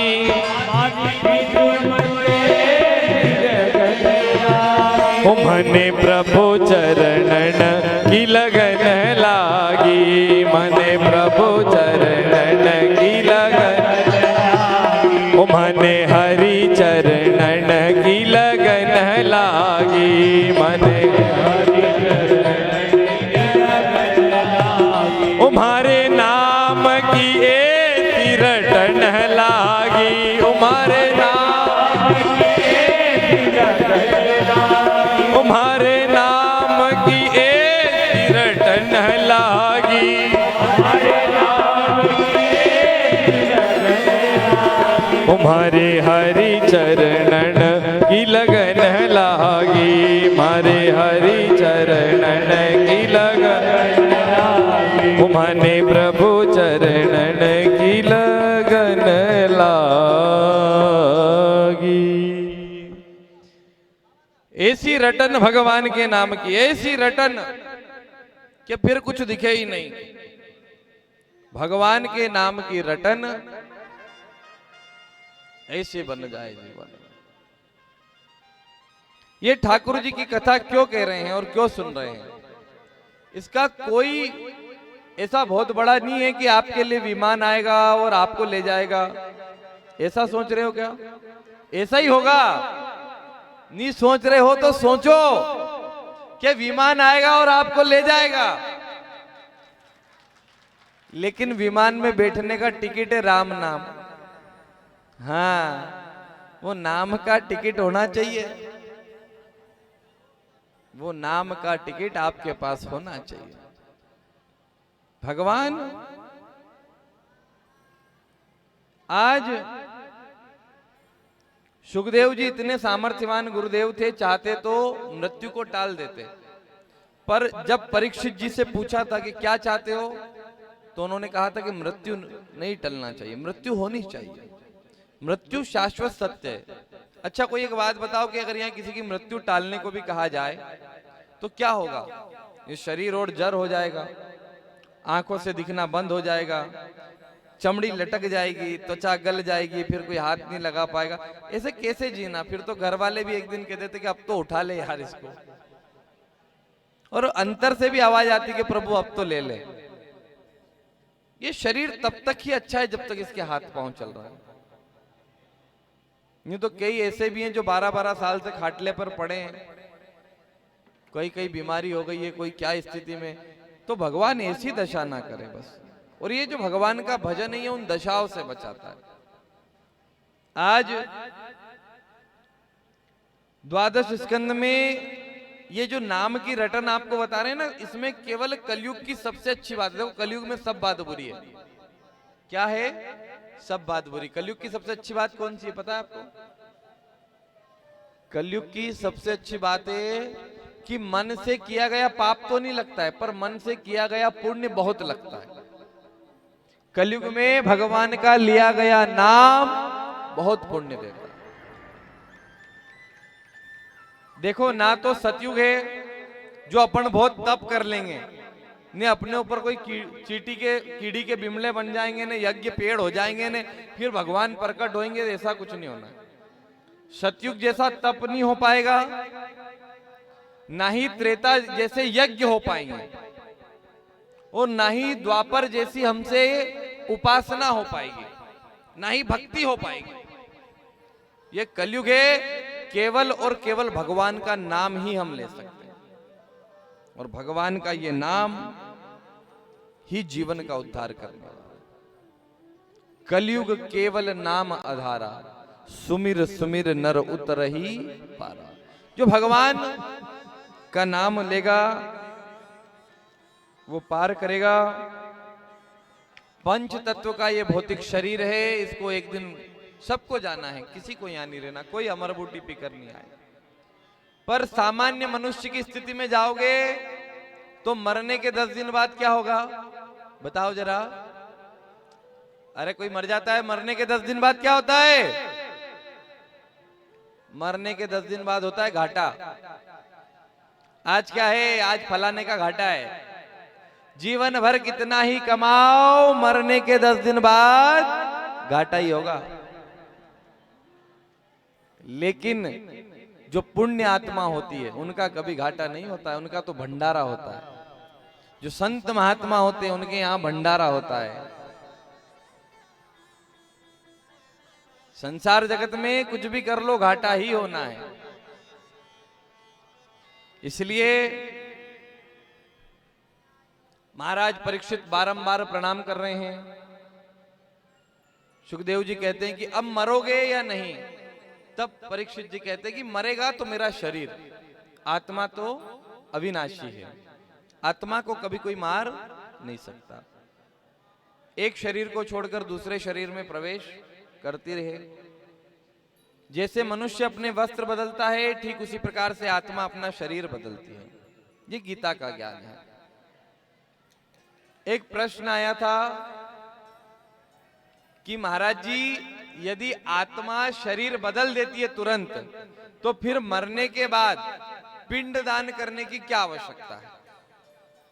क्योंकि आत्मा यहां से गई और दूसरे शरीर में चली गई, तो अब वो तो जो हमारे पितृ थे, जिसको लोग कहते कि पितृ दोष है या पितृ है, तो वो दोष क्यों है और फिर पिंड दान जल दान करने की क्या आवश्यकता है? एक भक्त का प्रश्न है ये।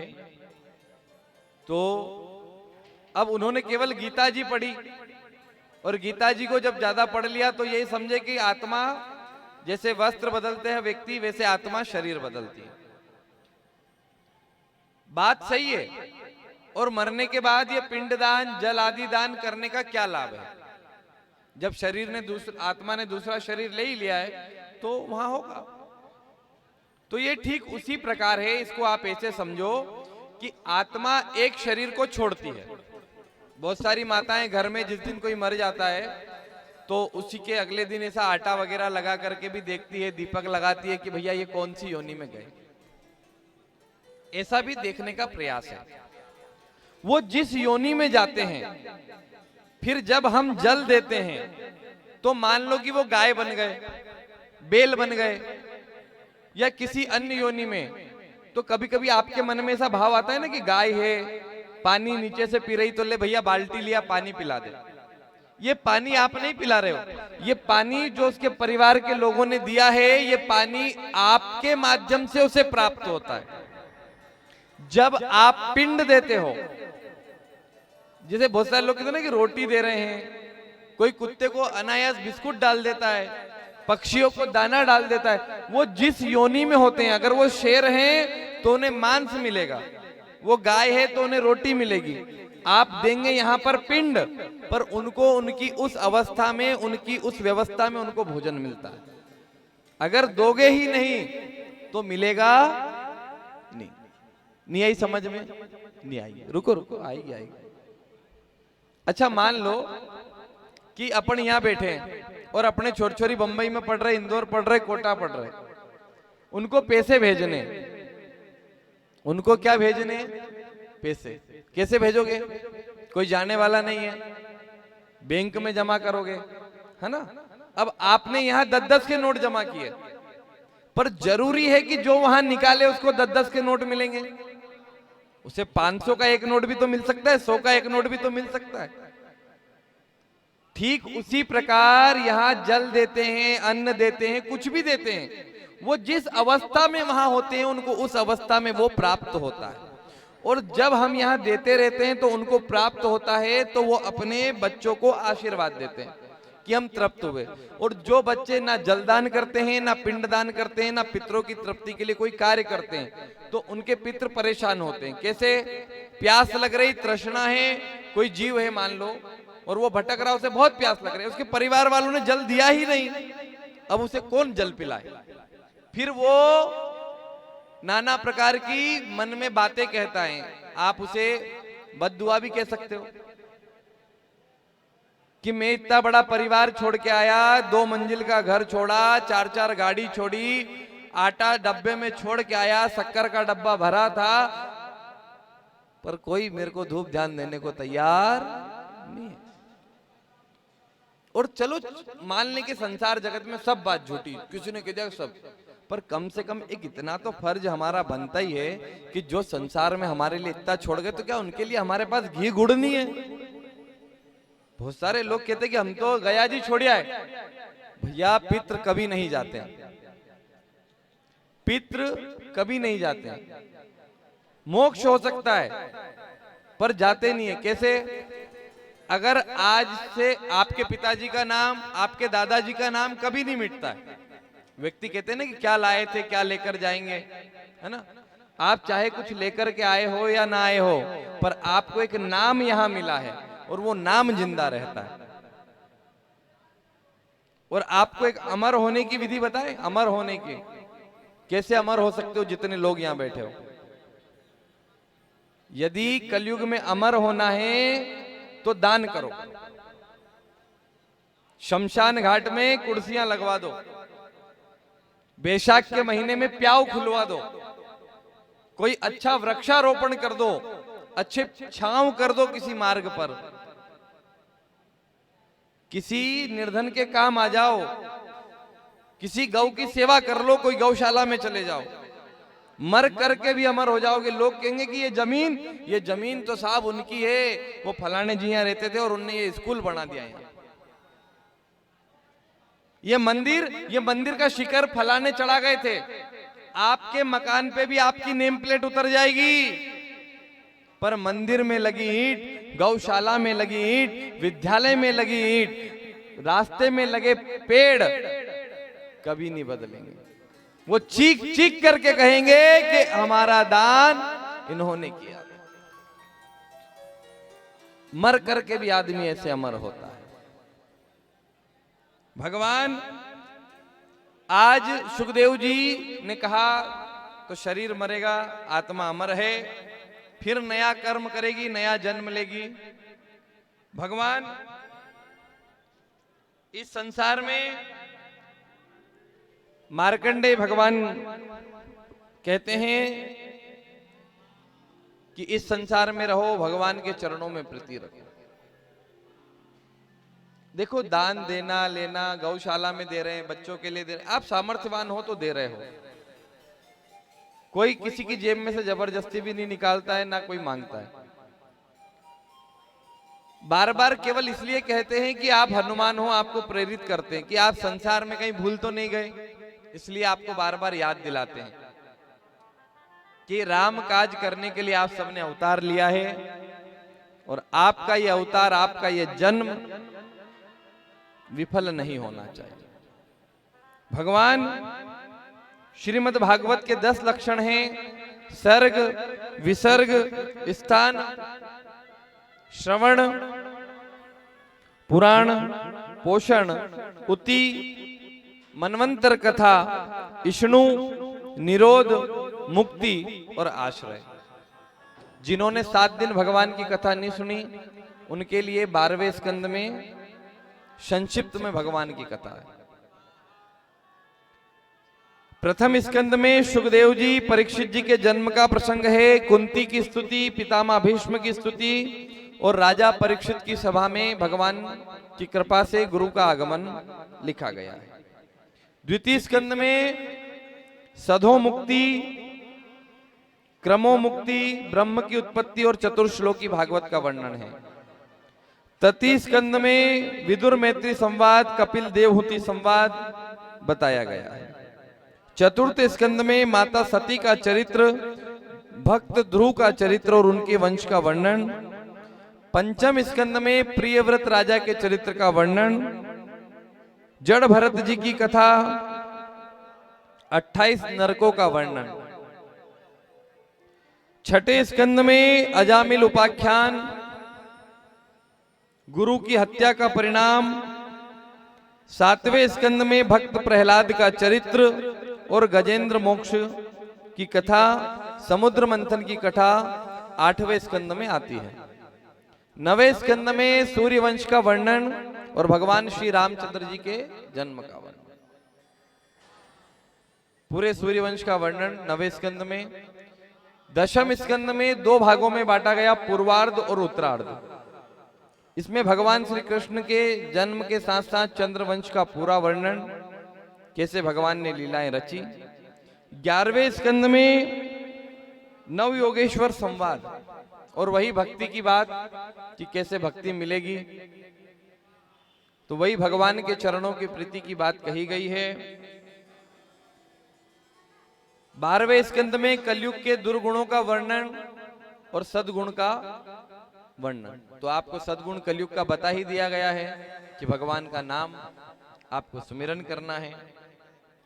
और सुखदेव जी के द्वारा 12वें स्कंद में अंतिम उपदेश दिया जाता है। सूत जी कहते हैं ये कथा के अंदर कथाएं चल रही है। अब यहां सुखदेव जी विराम हो गए हैं। अब यहां सूत जी सुना रहे हैं 88,000 ऋषि मुनियों को कि जैसे नदियों में गंगा श्रेष्ठ है, वैसे देवताओं में कृष्ण श्रेष्ठ है, वैष्णवों में भगवान शंकर श्रेष्ठ हैं, और ठीक उसी प्रकार पुराणों में श्रीमद् भागवत श्रेष्ठ है। पुराण 18 हैं। 18 पुराणों में हर पुराण की अपनी अपनी महिमा है। आप शिव पुराण सुनोगे, भगवान शिव के चरित्र का वर्णन है। आप स्कंद पुराण सुनोगे, उसमें भगवान, आप सत्यनारायण की कथा सुनते हो ना, स्कंद पुराण के रेवा नाम के खंड में से ली गई है। कभी आपने कथा सुनी हो ध्यान से, तो अंत में पंडित जी कहते हैं प्रथम अध्याय समाप्त स्कंद पुराण रेवा खंडे, बताते हैं सुन। तो अलग अलग पुराण में अलग अलग भगवान की अलग अलग महिमा बताई गई। आज ठाकुर जी की महिमा आपने और हम सब ने बैठ करके सुनी। और देखो ये जो जाजम यहां लगी हुई थी 7 दिन से, खूब प्रयास सबके द्वारा हुआ, पर कितनी देर ये कुर्सी पे बैठो, छोड़नी तो है ही सही। साथ में तो ले जा नहीं सकते, टेंट वाला ले जाने नहीं दे अपने को, ले जाने दे क्या, नहीं ले जाने। ठीक उसी प्रकार इस संसार में कितनी देर रुको, 100 साल, 10 साल, 50 साल, 500 साल वाले, पर यहां से वो ले जाने कुछ नहीं देगा आपको।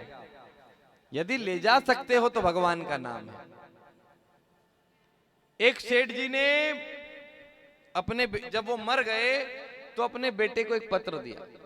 उस पत्र में लिखा था कि बेटा, मैं जब मर जाऊं, मुझे जलाया जाए तो मेरे पैरों में ये फटा हुआ मोजा पिना देना। बेटे ने कहा ठीक है। अब वहां पर लिटाया गया, जलाने की तैयारी। एक मोजा जो फटा हुआ है वो पिनाना चाहते हैं। सब समाज के लोग कह रहे कि नहीं नहीं, एक भी कपड़ा नहीं रहे, सब कहीं नेठू कहीं मोजा पेरा है, न्यू ने चलने नहीं दे कोई। तभी वहां पर एक जो उनके पिताजी के मित्र थे, उन्होंने दूसरा पत्र दिया। उस दूसरे पत्र में लिखा था कि बेटा समझ गया, ये संसार मैंने इतना धन कमाया, फिर भी एक फटा हुआ मोजा भी मैं मेरे साथ नहीं ले जा सकता हूं। अब तू सोच लेना कि इस धन का क्या करना है, इसको यहीं भोग लेना। मैंने सोचा मेरी औलाद भोगेगी, अच्छा करेगी, और मैं जीवन में कोई आनंद सुख दान नहीं कर पाया।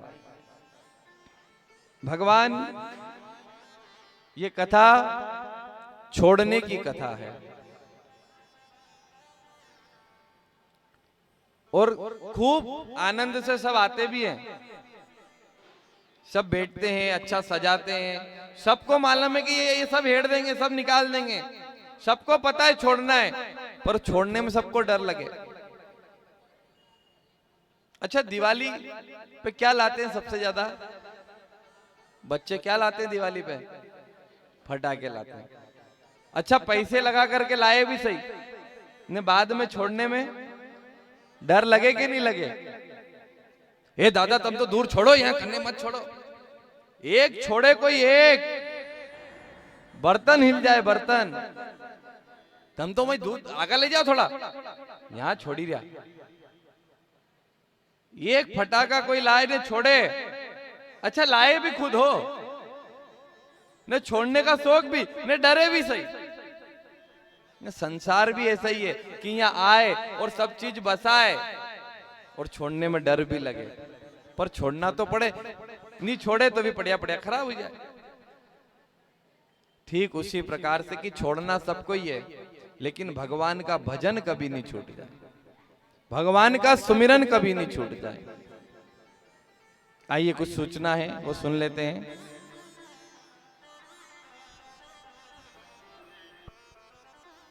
देखिए राधा रानी गौशाला के तत्वदान में जो धान आया हुआ है, श्यामा प्यारी गौशाला के तत्वदान में जो दान राशि आई हुई है, वो आपके बीच में दिनेश जी पाटीदार उनकी तरफ से 501 रुपए गौशाला में ताली बजा कर स्वागत वंदन अभिनंदन करें। 21 कॉफी 21 पेन उनके भी 501 रुपए दिनेश जी पाटीदार की तरफ से भेंट हुए, ताली बजा कर उनका भी स्वागत करें। और भंडारे में 500 रुपए उनकी तरफ से भेंट हुए हैं, तो आपकी जो महिला मंडल की समिति है वो समिति आकर के वो 500 रुपए यहाँ से ले जाए।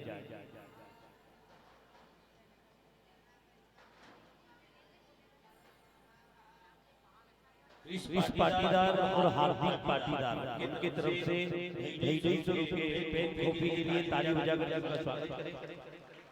देखिए फिर 21 पेन और 21 पुस्तक के लिए 501 रुपए ताली बजाकर उनका स्वागत वंदन अभिनंदन करें। सोलन के उनकी तरफ से श्री श्यामा प्यारी गौशाला में ताली बजाकर उनका भी स्वागत वंदन अभिनंदन करें। देखिए बलवंत जी यादव साहब आपकी तरफ से 200 रुपए ताली बजाकर उनका भी स्वागत वंदन अभिनंदन कीजिए। 200 रुपए फिर गुप्तदार उनका भी ताली बजाकर के स्वागत वंदन अभिनंदन करिए। और गुप्तदार में और भी राशि है, 100 रुपए गुप्तदार, फिर 200 रुपए गुप्तदार, फिर 100 रुपए गुप्तदार, ताली बजाकर उनका भी स्वागत वंदन अभिनंदन कीजिए। आप सभी के पाई पाई से वहाँ का कार्य चलता है। श्री श्यामा प्यारी गौशाला जो परम पूज्य गुरुदेव ने हमारे बीच किया, इतना बड़ा जो बीड़ा उठाया है, एवं भगवान श्री कृष्ण की तपोभूमि पर भव्य रूप में जो निर्धन आशाएं बच्चों को पाठशाला संस्कृत पाठशाला में बिल्कुल निःशुल्क शिक्षा ग्रहण जहाँ पर होती है, वहाँ बीड़ा भी परम पूज्य गुरुदेव ने उठाया है, जिसमें आप 100 रुपए 2 बार गुप्तदान ताली बजाकर इनका स्वागत वंदन अभिनंदन करें। आप प्रेम पूर्वक प्रेम से या आप सभी के कार्य से ही वहाँ का श्री राधा रानी श्री श्यामा प्यारी गौशाला में हम आप मिलकर के आगे दे रहे हैं। 200 रुपए श्री श्यामा प्यारी गौशाला में गुप्तदान, ये जो कि राणावड़ चिंतामण जवासिया रोड अवंती का क्षेत्र उज्जैन में यह गौशाला निर्मित होने जा रही है, जिसमें आप सभी माता पिताओं का सहयोग है। फिर पेन कॉफी के लिए 120 रुपए गुप्तदान, ताली बजाकर उनका भी स्वागत वंदन अभिनंदन करें।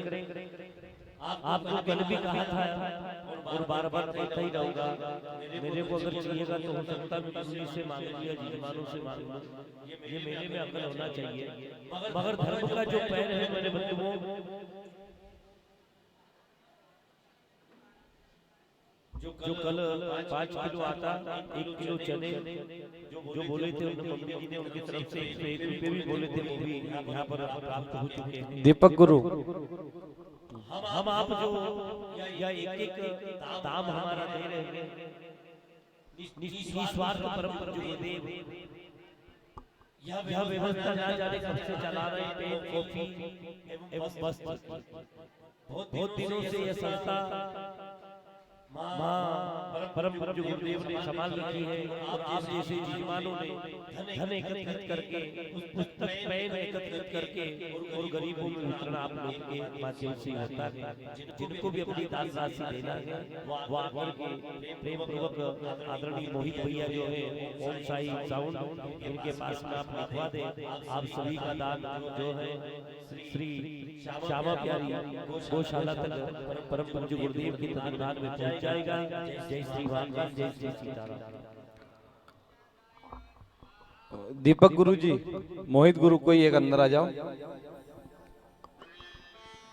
फिर वापस 200 रुपए गुप्तदान श्री श्यामा प्यारी गौशाला में होते हैं। ताली बजा करके उनका स्वागत ताली बजा करके कर दिया करो। आप ये समझ लो, आप एक बार ताली बजाते हैं तो एक 50 का नोट आप गौशाला में दे दिए। कितना बड़ा दान है। ताली बजाने से अगर 50 का सहयोग मिल रहा है तो क्या बिगड़। हम जो ताली बजाते हुए जो लाइव चल रहा है ना, इसमें बहुत लोग खुश होकर के और मोबाइल पे पैसे दे रहे हैं। कह रहे कि यार बेरागी जी 300 हमारे लिखवा दो, 1100 हमारे लिखवा दो। और बोलना मत आपको, क्योंकि बोला हुआ दान बहुत कम लगता है, मगर सूचना ये क्यों दे रहे हैं जो यहाँ लिखित में रहे तो हिसाब रहे, है ना। तो आप ये भी मत समझ लेना कि ये बोल भी रहे और ऐसा भी कह रहे हैं। ऐसा कुछ भी इनके जरूरी हुए बोलना, क्योंकि जो समिति है उनको या धन उनके पास में पहुंचे तो पूरा हिसाब किताब उनके पास में रहे, है ना। अब सभी से कामना है प्रेम पूर्वक आप देते रहे तो गौशाला का काम चलता रहेगा। मर जाऊं मांगू नहीं अपने तन के काज और पर स्वार्थ के कारण मुझे नीक ना आवे। मैं अगर मरने जैसा भी हो जाऊं तो नहीं मांगूंगा। क्यों? क्योंकि सीताराम जी की बहुत बड़ी कृपा है। घर मैं जाति से वैष्णव बैरागी बाबा जी हूँ, मेरे को मांगने की जरूरत है, क्योंकि हम मांगने वाले घर से। मांगने की जरूरत है। क्यों? क्योंकि हम मांगने वाले घर से ही हैं। श्री रामचंद्र भगवान के चरण मिले हैं और परमात्मा की कृपा से उन्होंने कहा बेटा मांग के ही खाना। आपने देखा होगा जो बैरागी मांग के नहीं खाता है, चाहे एक घर मांगे एक साथ में मांगे, जो नहीं मांगे तो वो बैरागी मेरे हिसाब से सक्षम नौकरी पेशी भले भगवान जाने जाके मांगे, परमात्मा अपने देवों पर मांग। अपन सब मांगते ही बैठे हैं तो कहीं नहीं है, सब मांगने वाला है। पर कोई बड़ी पोस्ट से मांगे, कोई छोटी पोस्ट से मांगे, कोई चलने फिरने वाला से मांगे, कोई उस्ताददारी से मांगे। और हमारे तो आप सब यजमान लोग हैं। जैसे ये महिला मंडल जो मंडली है, ये मंडली अब हमारा एक रिश्ता हो गया। सावरे से मिलने का सत्संग ही बहाना है। ये दुनिया वाले क्या जाने ये रिश्ता पुराना, ना जाने आप माता पिताओं का अंजल पानी हमारा लोगों का रह गया होगा उस जन्म में, तो इस जन्म में आपने खिलाया, है ना। तो आप सभी के अथक प्रयास से ये श्यामा प्यारी गौशाला एक दिन इतना बड़ा रूप लेगी कि आप लोग जितना बड़ा रूप इसे धन्यवाद, है ना। रूप तो लेगी, मगर आप सभी को कदम से कदम मिला करके चलना पड़ेगा। चाहे वर्ष में एक बार हम हमारी दिनचर्या के कोई से वस्तु कम कर दें और उसमें से चाहे 1 रुपये रोज अगर डालें तो एक वर्ष की कितने होंगे। 1-1 रुपये से मेरे को तो नहीं पता है, पढ़ा लिखा कम थोड़ा सा, फिर भी गुरुदेव शरण दे रखी है। गुरुदेव ने इनके साथ में कार्य चलता रहता है। आप सभी का सहयोग मिलता रहे, ऐसी कामना रखते हैं। जय श्री सीताराम, जय श्री। एक बार प्रेम से कहेंगे राधे। भगवान वैसे तो ये भैया ने जैसे एक मांगने वाली बात कही, एक छोटा सा प्रसंग नहीं, एक सत्य घटना सुना रहे हैं। अच्छा, खाटू श्याम जी का नाम कितने भक्तों ने सुना है? हाँ, खाटू श्याम जी का मंदिर है खाटू में, जयपुर से 80 किलोमीटर दूर। वहां पर मैं एक जजमान को हमारे साथ लेकर के गया, एक भैया थे। तो बाहर भी लोग मांगते रहते हैं, तो उन्होंने भैया ने पूछा कि इतने जमाने भर के लोग यहाँ आते नहीं, या हारे का सहारा है ना, लोग इससे मांगते हैं, फिर ये बाहर इतने सारे भिखारी क्यों मांगते रहते हैं? तब हमारे अंदर एक भाव आया था, अगर आपको अच्छा लगे तो एक बार अच्छा जय घोष होना चाहिए राधे राधे का, खाटू नरेश का जय जयकार होना चाहिए।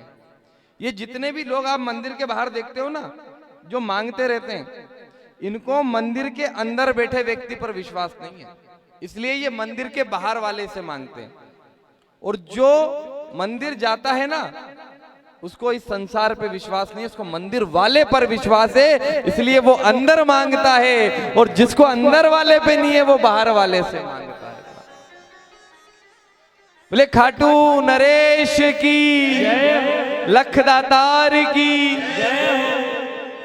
हमारी प्यारी परिवार की माताएं बहनें, आप सबका श्री राधा कृष्ण महिला मंडल परिवार, वैसे तो यहाँ जितनी बैठी है सब परिवार की सदस्य हैं, पर अब पत्रिका में तो कोई एक को नाम लिखा, बाकी ऐसा तो नहीं लिखी सका कि अदर चुन्नून मुन्नून सोनुक पप्पान सोनुक बेन ने खाली एक नाम लिखी दियो है।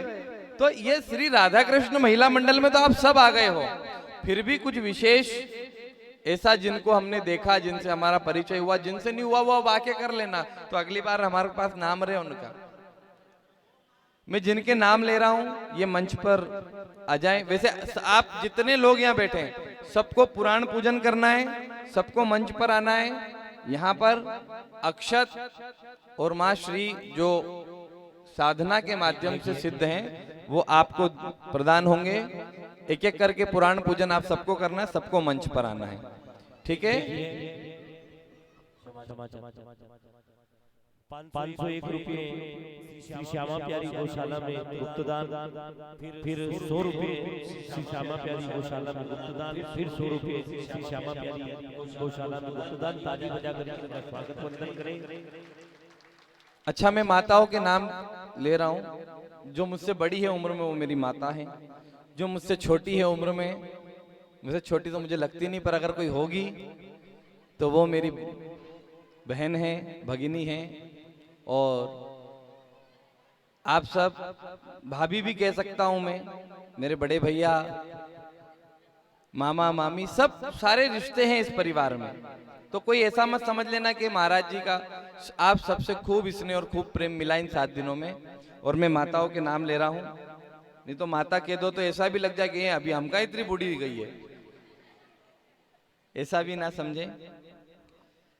आदरणीय श्रीमती रजनी जी यादव, श्रीमती जोशी आंटी जी, श्री शिवा प्यारी द्विवेदी जी, श्रीमती राजन कुमारी जी शर्मा, श्रीमती उषा जादौन जी, श्रीमती माया पाटीदार जी, श्रीमती पूनम द्विवेदी जी, श्रीमती शालिनी सिंह जी, श्रीमती रंजना जोशी जी, श्रीमती ज्योति शर्मा जी, श्रीमती रत्ना लोधवाल जी, श्रीमती हेमा शर्मा जी, श्रीमती मीना अग्रवाल जी, श्रीमती लक्ष्मी सोलंकी जी, श्रीमती नीता राय जी, श्रीमती गायत्री पोरवाल जी, श्रीमती कृष्णा जोशी जी, श्रीमती प्रमिला नहार जी, श्रीमती वंदना भदौरिया जी, श्रीमती बिंदु चौहान जी, श्रीमती मधु चौहान जी, श्रीमती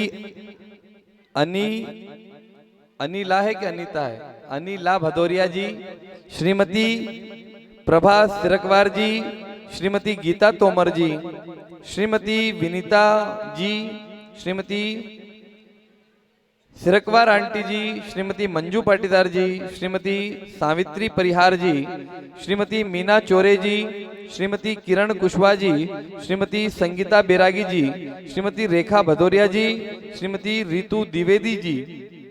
यह आखिरी वाला जो नाम है कहीं पैसा ऐसा लेवा तो नहीं गया ही? हाँ, ये रसीद बहुत बनाए हैं।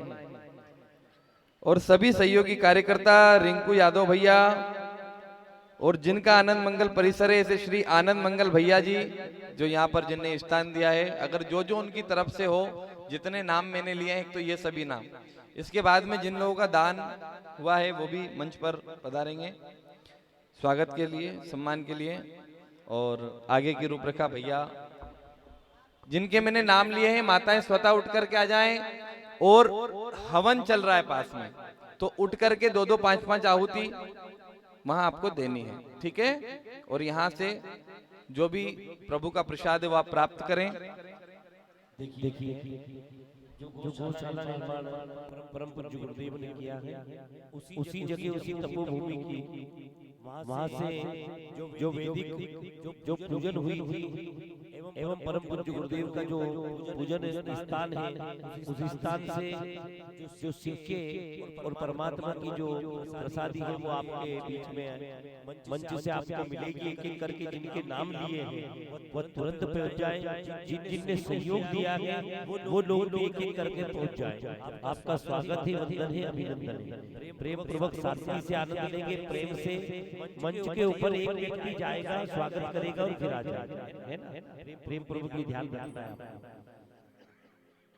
और आप सभी का सहयोग श्रीधार है और आदरणीय प्रभु का रूप जो बना है सुदामा जी, उनका भी परम पूज्य गुरुदेव द्वारा स्वागत वंदन अभिनंदन चल रहा है। मोती की माला पहना करके, माल पहना करके उनका स्वागत वंदन एक एक करके मंच पर आएंगे।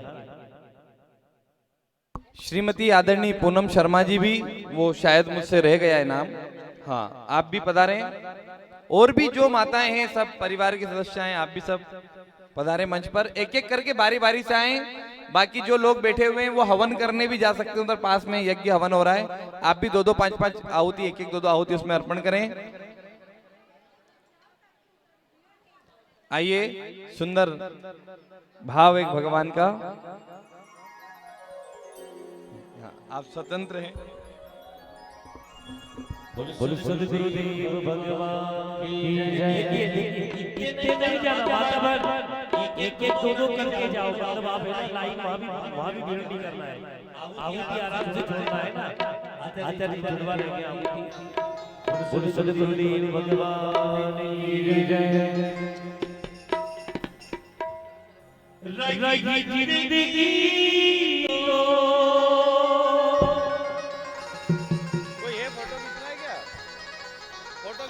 माता जी के साथ नहीं, अभी नहीं। आइए तो मेरे को क्या मिलेंगे। एक ठाकुर जी का भजन अच्छा बढ़िया।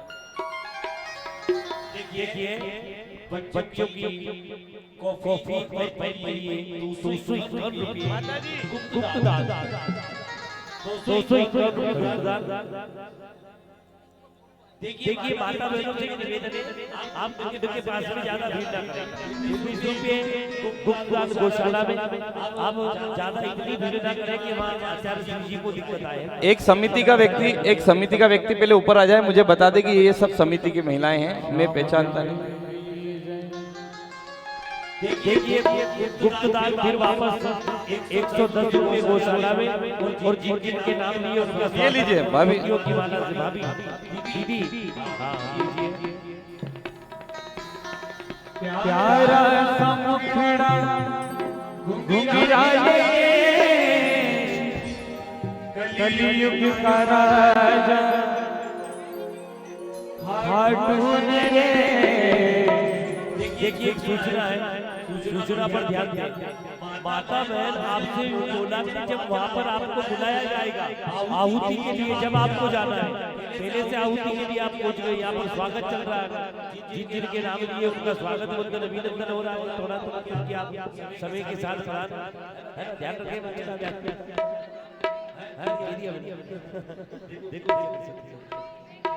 तो आइए आप व्यवस्था देखिए। आप भी और पूर्वक आदरणीय सिरकवार आंटी जी, पुष्पा सिरकवार जी जिनका नाम लिया था, अब रोक दो उनको वहां। ये इतने लोग कर लें, फिर बाकी के लोग करेंगे। एक एक 2-2 आहुति। हरे का सहारा है मेरा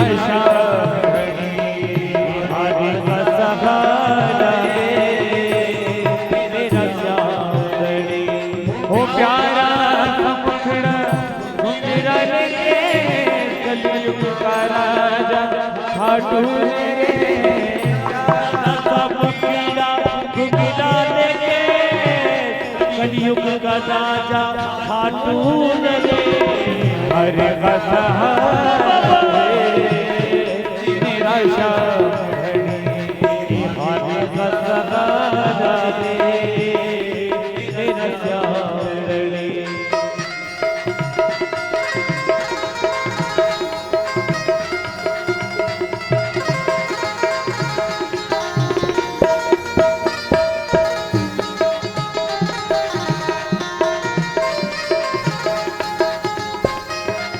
बल कंवर के बैठा, वो तो दरबार अपना लगा।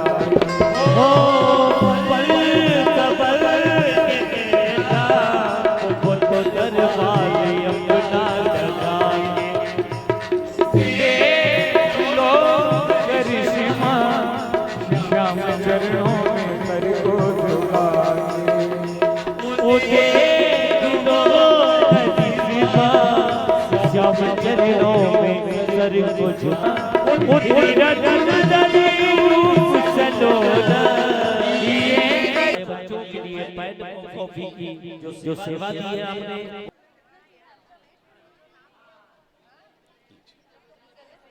जय श्री कृष्ण। देखिए वाह, आप जो हवन के पास में आहुति छोड़ रहे हैं उनसे निवेदन है आप इधर आ जाए, है ना। हवन कुंड के पास में जो आहुति चल रही है उनसे सभी से निवेदन है इधर आ जाए आप। एक बार में आहुति करवा दीजिए छोटे आचार्य जी, मोहित आचार्य जी, एक बार में आहुति करवा दीजिए। ई बार में आप अपने वैदिक मंत्रों के माध्यम से आहुति करवा दीजिए, एक बार में करवा दीजिए। ऐसे तो बहुत देरी लग जाएगी, समय लग जाएगा।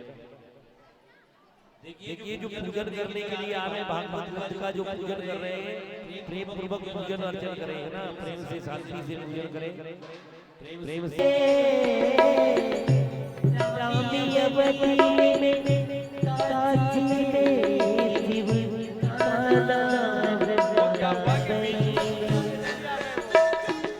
दया करो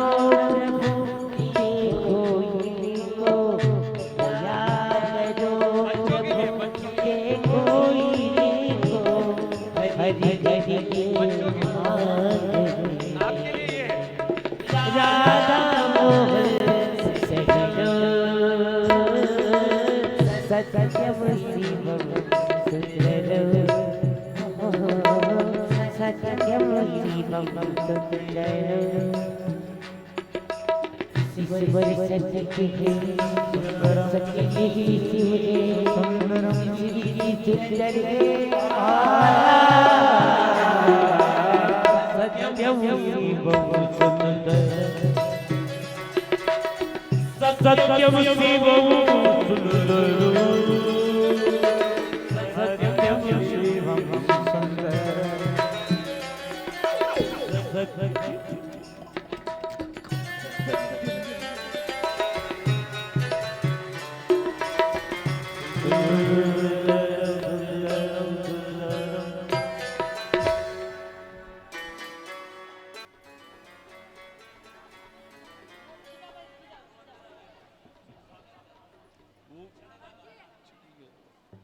देखिए मोहित जी गुरुदेव आचार्य जी हमारे मत बोलो, बार बार मत बोलो। नहीं बोले बार प्रेम पूर्वक आनंद ले। जय श्री सीताराम, जय श्री राधे।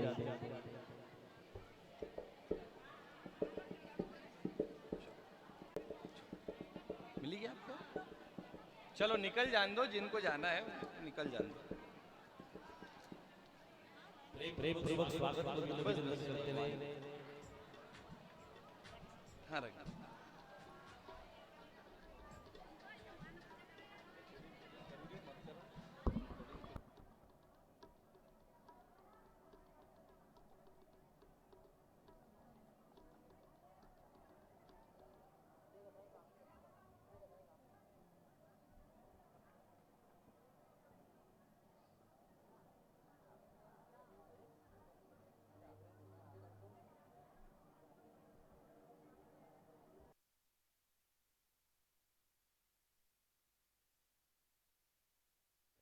बोलो वृंदावन विहारी लाल की जय।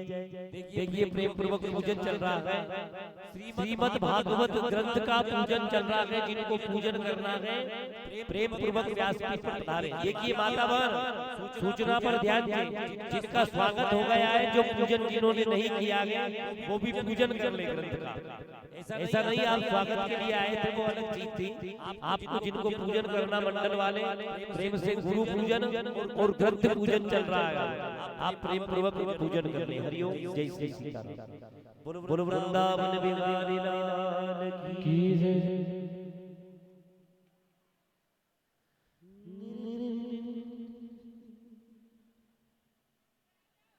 और देखिए विशाल भंडारा रहेगा अभी महाप्रसाद का।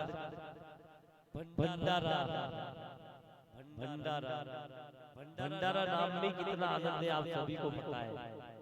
भंडारा जो नाम है नी वो बहुत सोच करके रखा होगा जिसने भी रखा है भंडारा। कोड़ी लगे ना ज्यादा दीवाने बजते हरि का।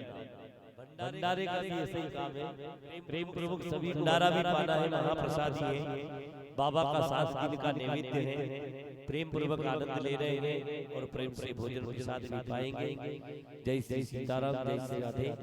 जो भागवत महापुराण का पूजन कर रहे हैं वो प्रेम से पूजन करें और गुरु पूजन करें, है ना।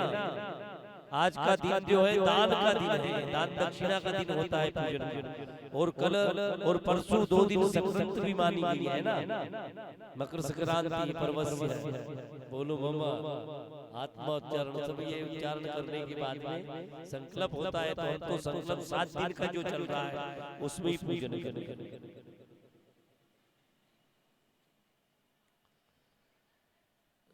7 दिनों का साथ था तुम्हारा तुम्हारा हमारा। 7 दिनों का साथ था तुम्हारा हमारा तुम्हारा हमारा।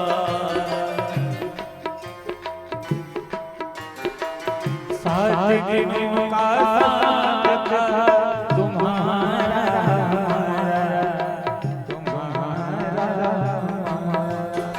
ओ हुई कृपा जो राधा कृष्ण जी की फिर से मिले दोबारा।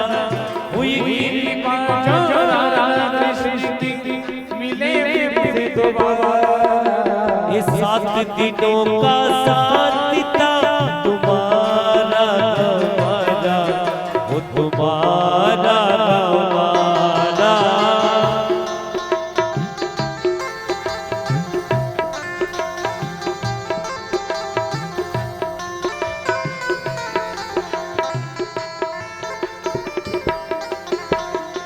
एक गुरु साथ है तो हमें क्या कमी है। ग्रंथों से भी मिल रही धोती की रे। गुरु साथ है तो हमें क्या कमी है। ग्रंथों से भी मिल रही दो दुवी